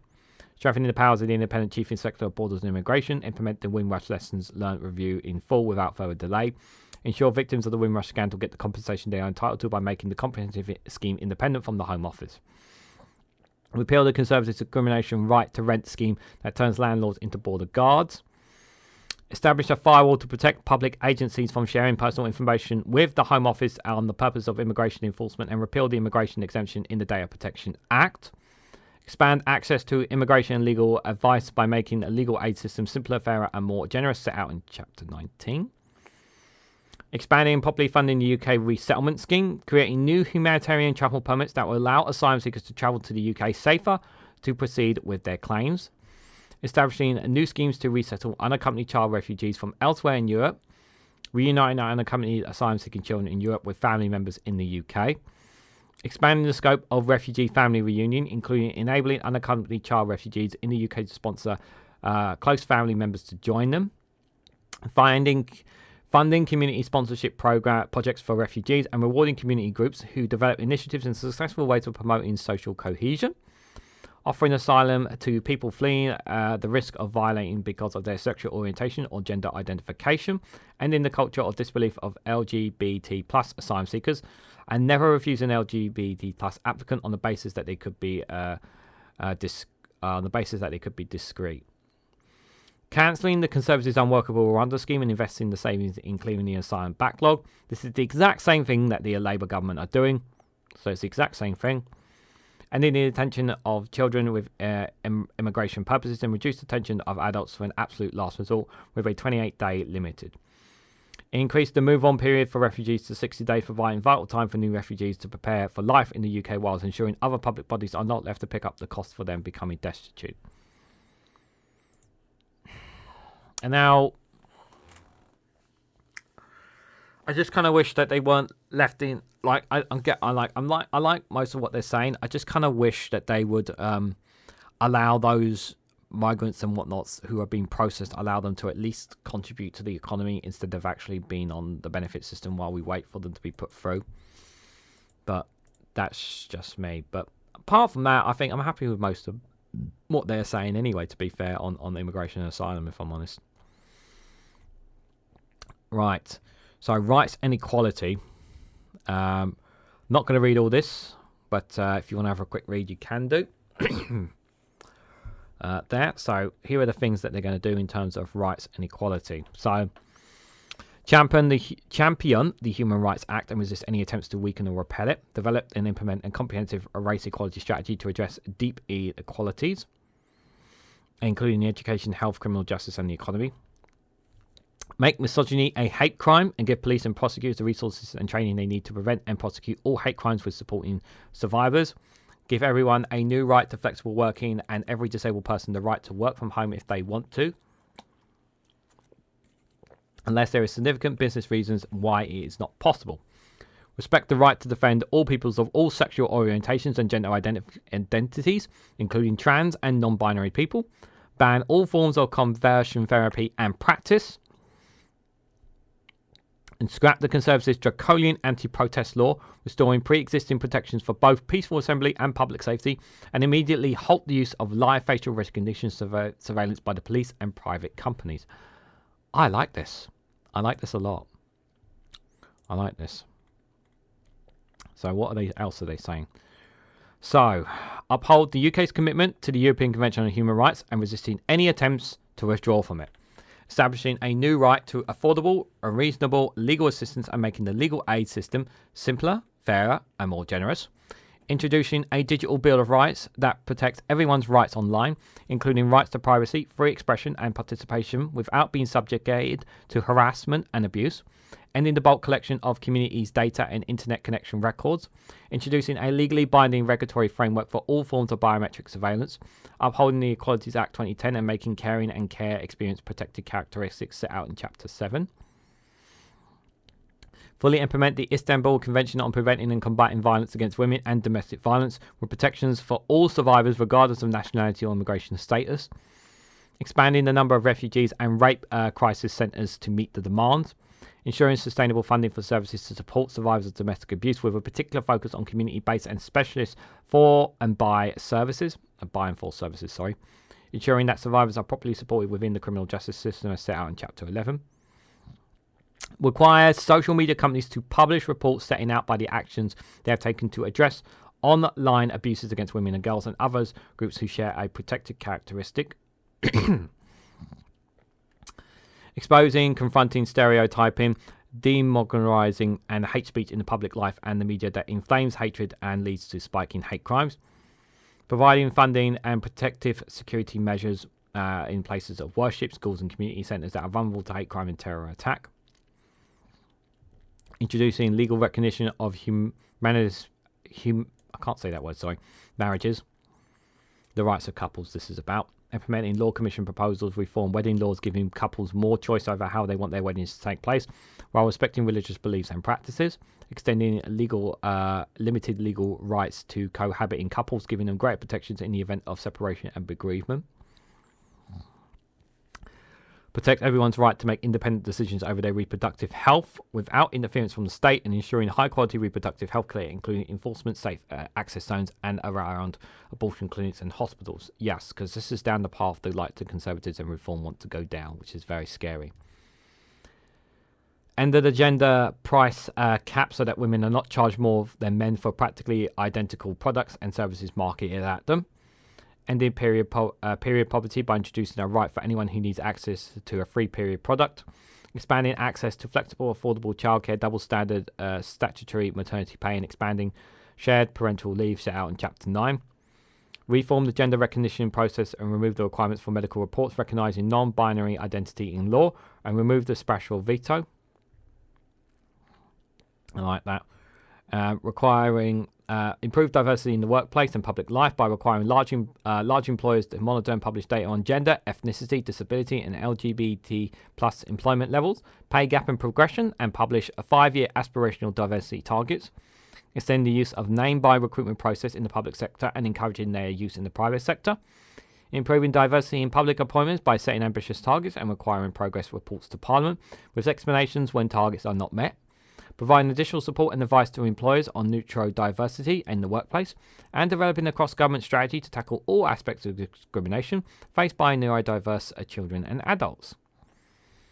Implementing a comprehensive race equality strategy, including reducing the disproportionately high material mortality rates for black women and eliminating racial disparity in maternal health with a cross-party target and strategy. Ending the disproportionate use of stop and search and requiring all police forces to adopt ambitious targets to improve their diversity of their workforce as set out before. We talked about that before. Ending the Conservatives' hostile environment, implementing the Windrush lessons, learned, review and repeal the Conservatives' discrimination right to rent law as set out before. Scrapping the Conservatives' voter ID screen. We talked about that already. Halting the use of facial recognition surveillance, which is likely to wrongfully identify black people and women. Adopting new accessibility standards for public spaces, improving legislation framework for blue badges, incorporating the UN Convention of Human Rights for people with disabilities in UK law, tackling the disability employment gap by implementing a target strategy to support disabled people into work with specialist disability employment support, raising employers' awareness into access to work scheme by simplifying and speeding up the application process, introducing adjustment passports to record and the adjustments, modification, and equipment of a disabled person they receive, and ensuring access to work support with equipment stays with the person if they change jobs. Building on the British Sign Language Act by increasing the use of BSL in government communications and working collaboratively with the BSL Alliance to promote and facilitate the use of BSL. Give Parliament time to fully debate and vote on legislation on assistant dying for terminally ill, mentally comprehend adults with strict safeguards and subject to a free vote. This is I agree, Pagan. I think this is quite some promising stuff from Liberal Democrats on this. My voice is whew. Give me 1 second. Almost there, guys. Almost there. We're almost there. We're almost there. But yeah, some good stuff there. Good stuff there on rights and equality. Right, political reform. That's what they say on political reform. I'm not going to read it, but if you want to have a gander, pause it and have a look. Right, so this is what they're going to introduce for this. Ensure no politician takes you for granted by introducing proportional representation by a single transferable vote for elected MPs, local councillors in England. So we just looked earlier, they said that the proportional representation was only local councillors. Wrong. This is also for elected MPs as well. Single transferable vote for elected MPs is what they will propose for proportional representation. Strengthening democratic rights and participation by scrapping the Conservatives' voter ID scheme and giving 16 and 17-year-olds the right to vote. We talked about that already. Holding government ministers to account for corruption and sleaze by enshrining the ministerial code and legislation. Reform the House of Lords with a proper democratic mandate. Transfer greater powers away from Westminster and Whitehall, introducing a written constitution for a federal United Kingdom with strong voices for England, Wales, Scotland, Northern Ireland, and oppose a second Scottish independent referendum in independence. Why? This is not... Don't agree with that.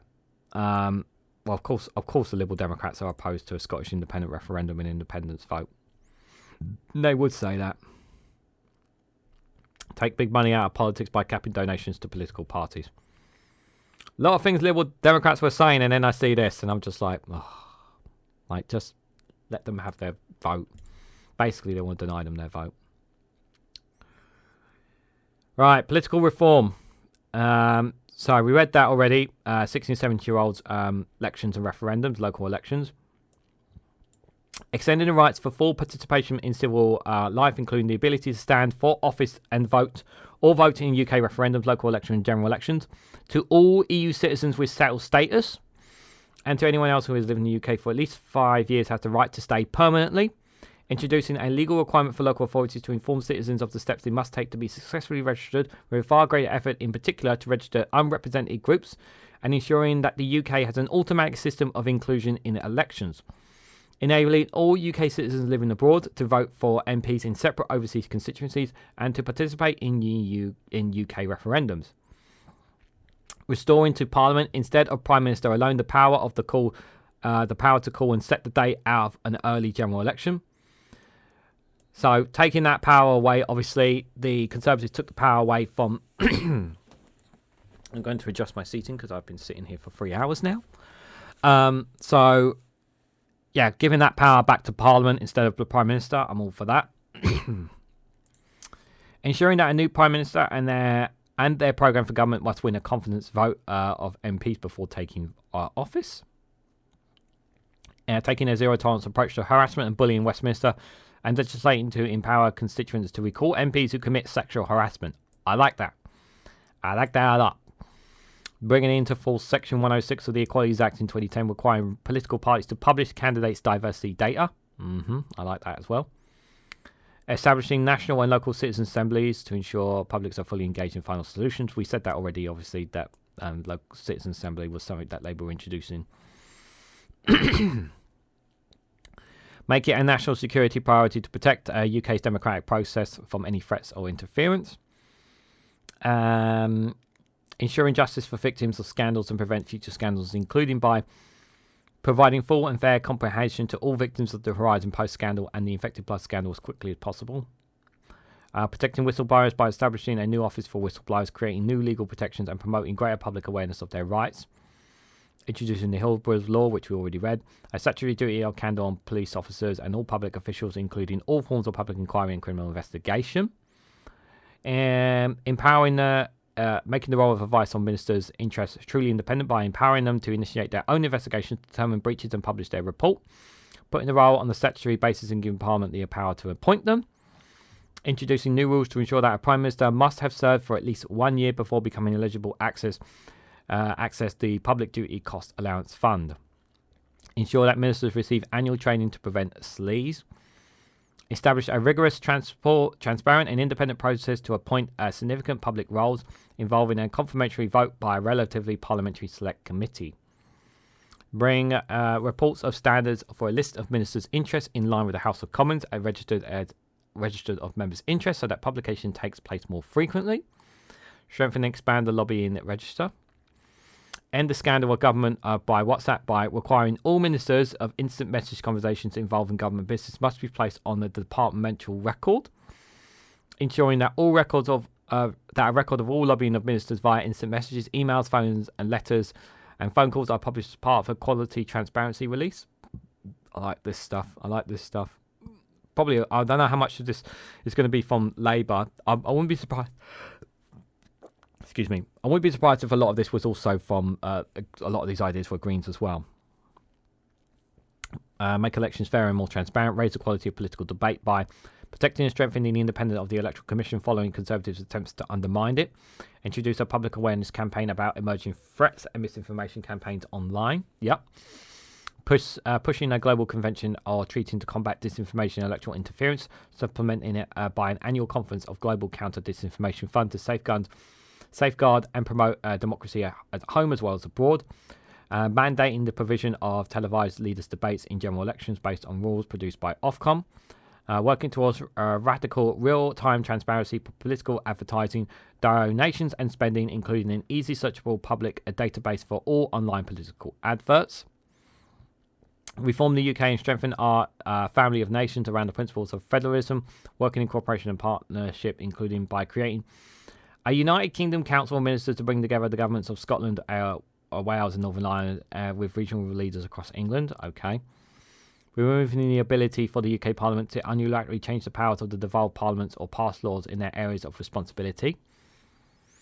Create a joint climate council of the nations to tackle climate emergency by helping to foster innovation and encourage collaboration action. Securing cooperation and agreement through common framework of a new dispute resolution process, sharing power, resolving difficulties maturely and between administrations and delivering better governance. Improving joint and ministerial work on new cross-cutting policies such as UK industrial strategy. Advocating delivering a fairer deal to the people of Scotland. Okay. So they say. I'll let you Scots decide on this. Allocating the Scottish Parliament all the powers set out by the Scottish Act in 2016, many of which have already been used by the Scottish Parliament, with others delayed at the request of the Scottish Government. Continuing to back city deals in Scotland by bringing together all spheres of government. For Wales, completing the next stage of devolution in Wales by implementing remaining silk proposals, subsequently by reducing the number of powers reserved to Westminster and increasing borrowing powers. Creating a distinct legal jurisdiction for Wales, reflecting the growing divergence in law as a result of devolution. Devoting responsibility for rail service infrastructure to Wales with fairer funding and shared governance on cross-border service. Yep, I'm for that. Devolving powers over the youth system, probation service, prison and policing, allowing Wales to create an effective liberal community-based approach to policing and tackling crime. Strengthening the devolution of powers over broadcasting to tackle the lack of trusted sources of information and democratic accountability where they were highlighted during the pandemic.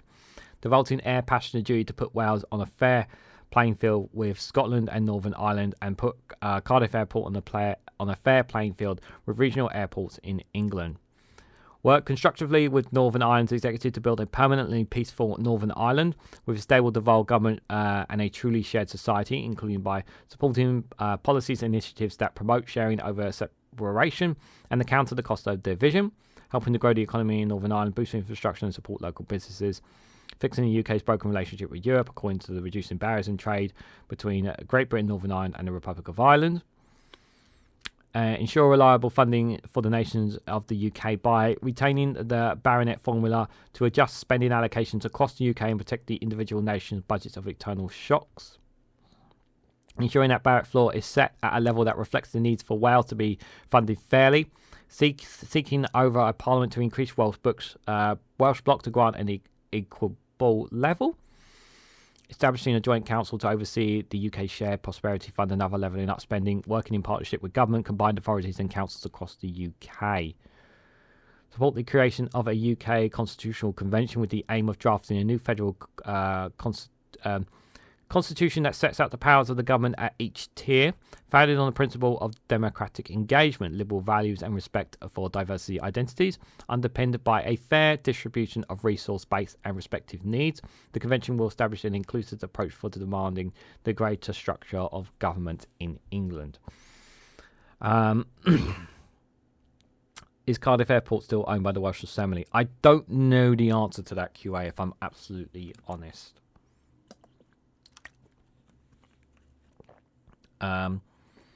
So there's a lot here, obviously, in particular for Wales. Excuse me, guys. It's quite a lot there. Yeah, it's quite a lot there. Not much on Scotland. Quite a lot there for Wales, and pretty much carrying on there from that. But it looks like quite a lot of bit there for when it comes to Wales. But I'll try and keep an eye on it well, you read the Labour manifesto when it's available, or maybe all the parties. I will be reading all the parties' manifestos. I will be reading all of them, and they will all be either live streamed or premiered. I may even split doing it. I may even do half and half, because obviously this is over 3 hours, this one. So depending on the length. Labour's one, I'm probably going to do 2 parts rather than one in one go, because of how much there is to digest. So I will probably split the Labour manifesto into 2 halves, most likely. Because, yeah, we've been going over 3 hours already, guys. So let's get these last 2 done, guys. So defence. What are what are the Liberal Democrats offering for defence, guys? So this is what they're saying. I don't read this bit, but if you want to read it, you want to pause it and have a look, please do. My phone is started down to 20%. There. And guys, don't forget the live YouTube chat poll is still there if you're still here throughout the live stream. So make sure you cast your vote. I'm going to be ending that soon. Oh, Stephen Banker, thank you so much for renewing your YouTube membership. Greatly appreciate it, my friend. Thank you. So what are they saying here for defence? Reversing the Conservative government's cut to the army with a longer-term ambition to increasing regular troop numbers back to over 100,000. Maintaining UK support for NATO. And accordingly increase defence spending of each year of Parliament with an ambition to set at least 2.5% of GDP on defence. Securing a fairer deal for service personnel and veterans, maintaining UK's nuclear deterrent with 4 submarines providing continuous at-sea deterrence, while pursuing multilateral global disarmament, controlling armed exports to countries with poor human records. So they will legislate to ensure there is a parliamentary vote before engaging in military action. Well, that makes sense. And support intervention only when there is a clear legal or humanitarian case, while preserving the government's ability to engage action in emergencies with retrospective vote under any treaty obligation. Introduce a presumption of denial for arms exports to governments listed in human rights concerns in the Foreign Office Annual Human Rights Report. Strengthen an intelligence of security commissions, giving it by the powers to decide when it publishes and when, enabling the House of Parliament to elect its members.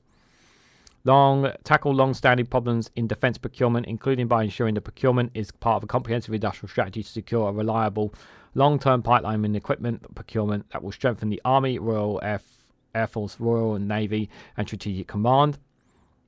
Support and promote the development of international treaties on the principles of limited use of technology in modern warfare. Strengthening the armed forces is convenient by placing a legal duty on the Defence Secretary and government departments to give it due regard.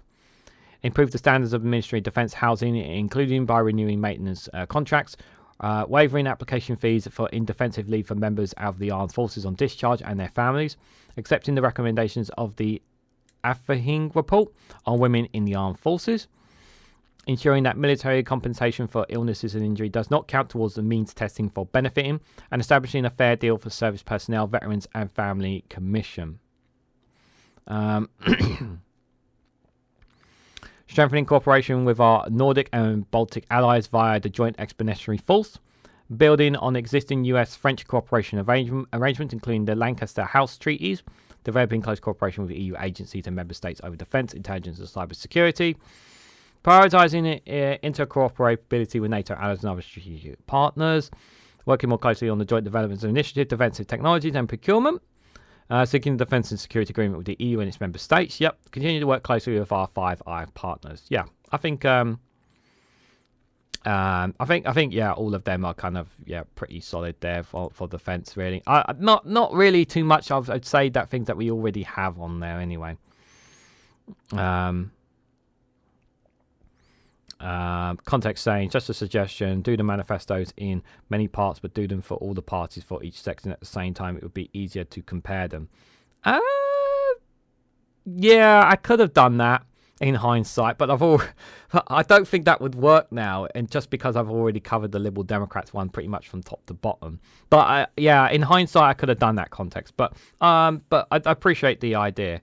But I think what I'll do is the Labour one I will definitely do in 2 parts. I'm not 100% sure about. I will obviously I will have a read of the Conservative manifesto later. I'll have a look at it and see how long it is, and whether or not to do it in 1 bit or 2 bits and whatnot. But it's definitely food for thought. But I appreciate the thought nonetheless, my friend. Anyway, last one, guys. So what are we doing on the international stage? International stage, guys. I had a video that was going to go out at 3:30. Am I going to finish before then? At the time of this recording. So, what are they doing on the international stage? So, they will work to counter the global rise in authoritarianism by championing the liberal, rule-based international order and supporting international institutions such as the United Nations, the Commonwealth, NATO, and the International Criminal Court. Fix the UK's broken relationship with Europe, forge a new partnership built on cooperation, not confrontation, and move to conclude new comprehensive agreement which removes as many barriers to trade as possible. Stand with the people of Ukraine and provide them with support that they need in the face of Putin's illegal invasion. Restore the UK's reputation as an international development superpower by returning spending to 0.7% of national income and re-establishing an independent international development department. Advocate for an immediate bilateral ceasefire in the Israel-Gaza conflict and restore the humanitarian catastrophe. Resolve the humanitarian catastrophe in Gaza, get the hostages out, and provide a space to reach a 2-state solution based on the 1967 borders and security and dignity for Israelis and Palestinians. Yep, I'm in agreement with that. In addition, they will work to abolish the death penalty and end the use of torture, using the UK's Magnitsky sanctions to stand up against human rights abuses, banning imports from areas with egregious abuses such as Xinjiang, enshrining in law a right for British nationalists, including dual nationals who have been politically detained or face other human rights violations abroad, to access UK consular services, developing a comprehensive strategy for promoting discrimination and homosexuality, of advancing LGBT plus rights, appointing an ambassador-level champion for freedom of belief. I like all this stuff so far. Taking initiative and unilateral steps to building relationships, starting by declaring a fundamental change in the UK's approach to improving channels for foreign policy cooperation, rebuilding confidence through seeking to agree partnerships or association with EU agencies and programs such as the European Aviation Safety Agency, Emirates Plus Scientific Programme, climate and environmental initiatives, and cooperation on defence, security and crime, deepening the trading relationship with crucial steps for the British economy, including negotiating comprehensive veterinary and plant health agreements and mutual reconciliation agreements. Finally, once ties of trust of friendship have been renewed, the damage of Conservatives have caused the trade between the UK and the EU have begun to be repaired. We would aim... I was wondering where this was coming, guys. We would aim to place the UK's EU relationship on a more forward, stable footing by seeking to join the single market. Very important, specific there. They says to join the single market. All these measures would help restore the British economy and the prosperity of opportunities of its citizens. Also an essential step on the road to EU membership, which remains our long-term objective. So they want to rejoin the EU. They want to rejoin the EU, but they want to take stable footing to rejoin the single market here. But this is very important. So the context is here on the EU membership. It's very important here, guys. So you see it right there. They want to rejoin the EU in the long term. But the one of the formal things they want to do is to join the single market. So there you go. There's the context of the wording of what they have been saying. That really matters. So yes, they do want to join the EU, but they also understand that they can't commit to it now. Restore the UK's role as a global leader in tackling the climate and national emergencies set out in Chapter 5 and 12. Begin the seizures of frozen Russian assets in the UK and proceed with being repurposed to financial support for Ukraine so that we can stand with Ukraine even if US support wavers. Properly restore the National Crime Agency, closing the loophole in economic crime legislation which allows Putin's cronies and others kleptocrats to continually funneling dirty cash into our country. Effectively using the UK sanction regime to tackle economic crime, conducting an audit of UK-based assets officially owned by officials from countries listed as Foreign Office human rights priorities, including China and Iran. Advocating for immediate bilateral ceasefire in the Israel-Gaza conflict, recognising there is no military solution to remove Hamas from Gaza. Interest wording there. This is very interesting. Recognising that there is no military solution to remove Hamas from Gaza. So they are categorically stating here that you cannot remove Hamas from Gaza. That's their position, the Liberal Democrats here. Interesting. Leading a diplomatic push towards a two-state solution in Israel and Palestine based on 1967 borders to deliver security and dignity that Israelis and Palestinians deserve. Officially recognising the independent state of Palestine with immediate effect. Recognising the existential threat of Iran not just to the Middle East but to Western democracies. By prescribing Iran's Revolutionary Guard, upholding and respecting international courts and international courts. Stand with Hong Kong, Taiwan and the Uyghurs, including by continuing to fight the British national overseas passport holders' rights by closing gaps in the BNO visa scheme, extending the BO's immigration funding for Hong Kongers in the UK and the duration of the Parliament, recognising the human rights abuses being perpetrated against the Uyghurs in Xinjiang amount to the crime of genocide, building new diplomatic, economic and security partnership with democratic countries threatened by China, including Taiwan, working with international communities and neighbouring countries on providing a safe legal passage for those who wish to leave Afghanistan and support Afghan refugees in the UK, increase humanitarian assistance to Sudan,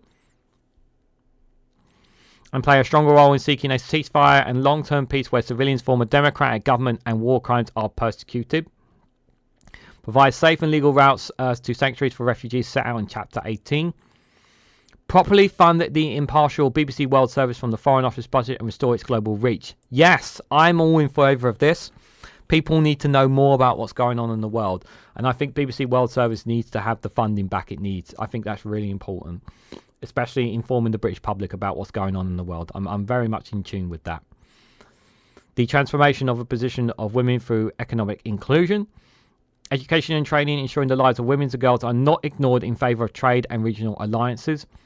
Working on extending reproductive rights and end female genital mutilation. The eradication of sexual violence in conflict, including by increasing international development funds for such incentives. Yeah, I think we're all in agreement with that.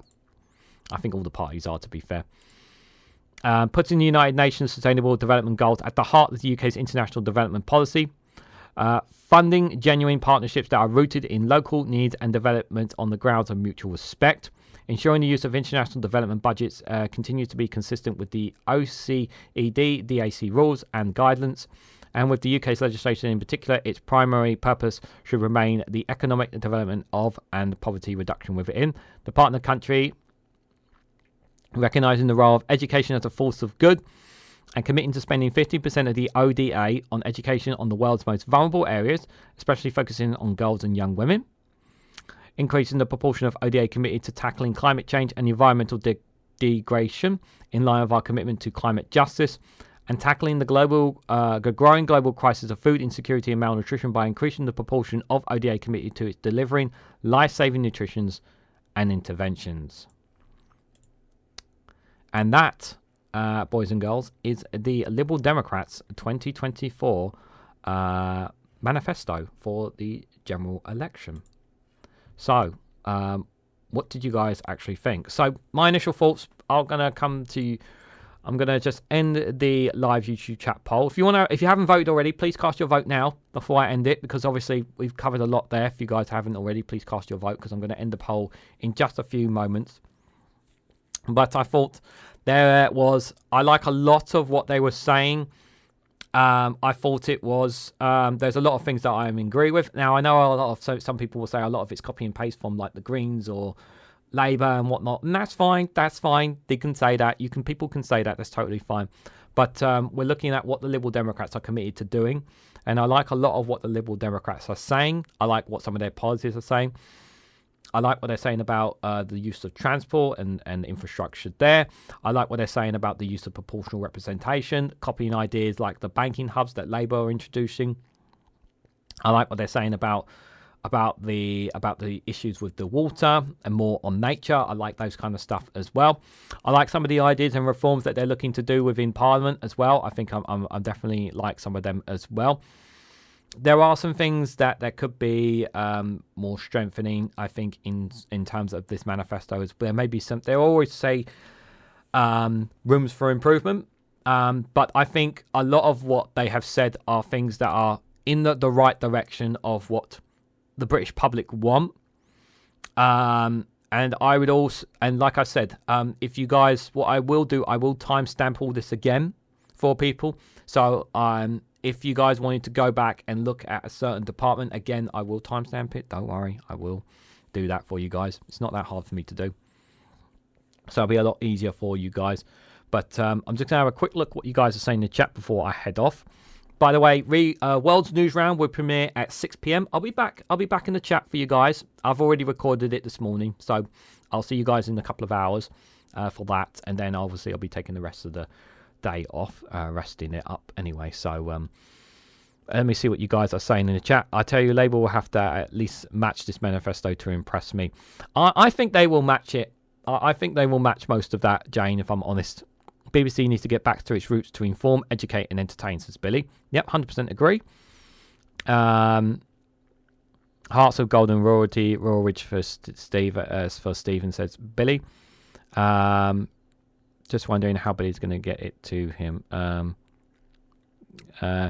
You could still use text ideas regularly, but this manifesto to compare it as a baseline, just an idea. Yeah, I get that. I get that. I could just have the other manifestos opened up on a certain policy and whatnot, couldn't I? I could just have this opened up when looking at another manifesto, to be fair. I can't see the poll. I just literally ended it, so apologies, context, but it's fine. It's fine. Not many people cast their vote on it anyway. Yeah, thanks guys. I really appreciate the comments. Yeah, I really appreciate that. But yeah, so let me know what you guys thought of the Liberal Democrats Manifesto for a fair deal. What do you guys think of some of the policies? Did some of it come appealing to you? Do you think there are things that maybe some could have been done, things that could have been improved on? Let me know your thoughts down in the comment section down below of what you think of the Liberal Democrats Manifesto down below. Obviously, this won't be the last time we'll be talking about the Lib Dems. I'm sure there'll be other stuff. We'll cover them if we can run up to the general election. Obviously, we have the Conservatives, we have Reform, we have the Greens, and we have the Labour Party to look into as well. I probably, if I'm going to go through the SNP's manifesto, if they do a manifesto, I don't know if they do, Scottish people can tell me, I would like to do it with I would probably like to do it with someone from Scotland. But mind you, though, would they want to sit 3 hours going through it with me? Probably not. But I'm not keen on Plaid Cymru and covering the SNP's manifesto, if I'm perfectly honest, guys. But we could just do like a gander at it at one point. But yeah, thanks you guys for all your comments. Thank you for those who gave super chats, for those who renewed their memberships. Greatly appreciate it, guys. And I will see you in a couple of hours on the World's News Round on there. But just before you guys go, if you haven't already, just guys need to do one more thing for me. If you haven't already, please hit the like button. We greatly appreciate it. Share it across social media so others are notified of this video. And subscribe, because it really does help support the channel.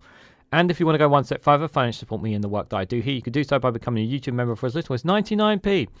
Or join me on Rumble or Patreon for exclusive content on those platforms. So thank you all so much for watching. I hope to catch you all very, very soon.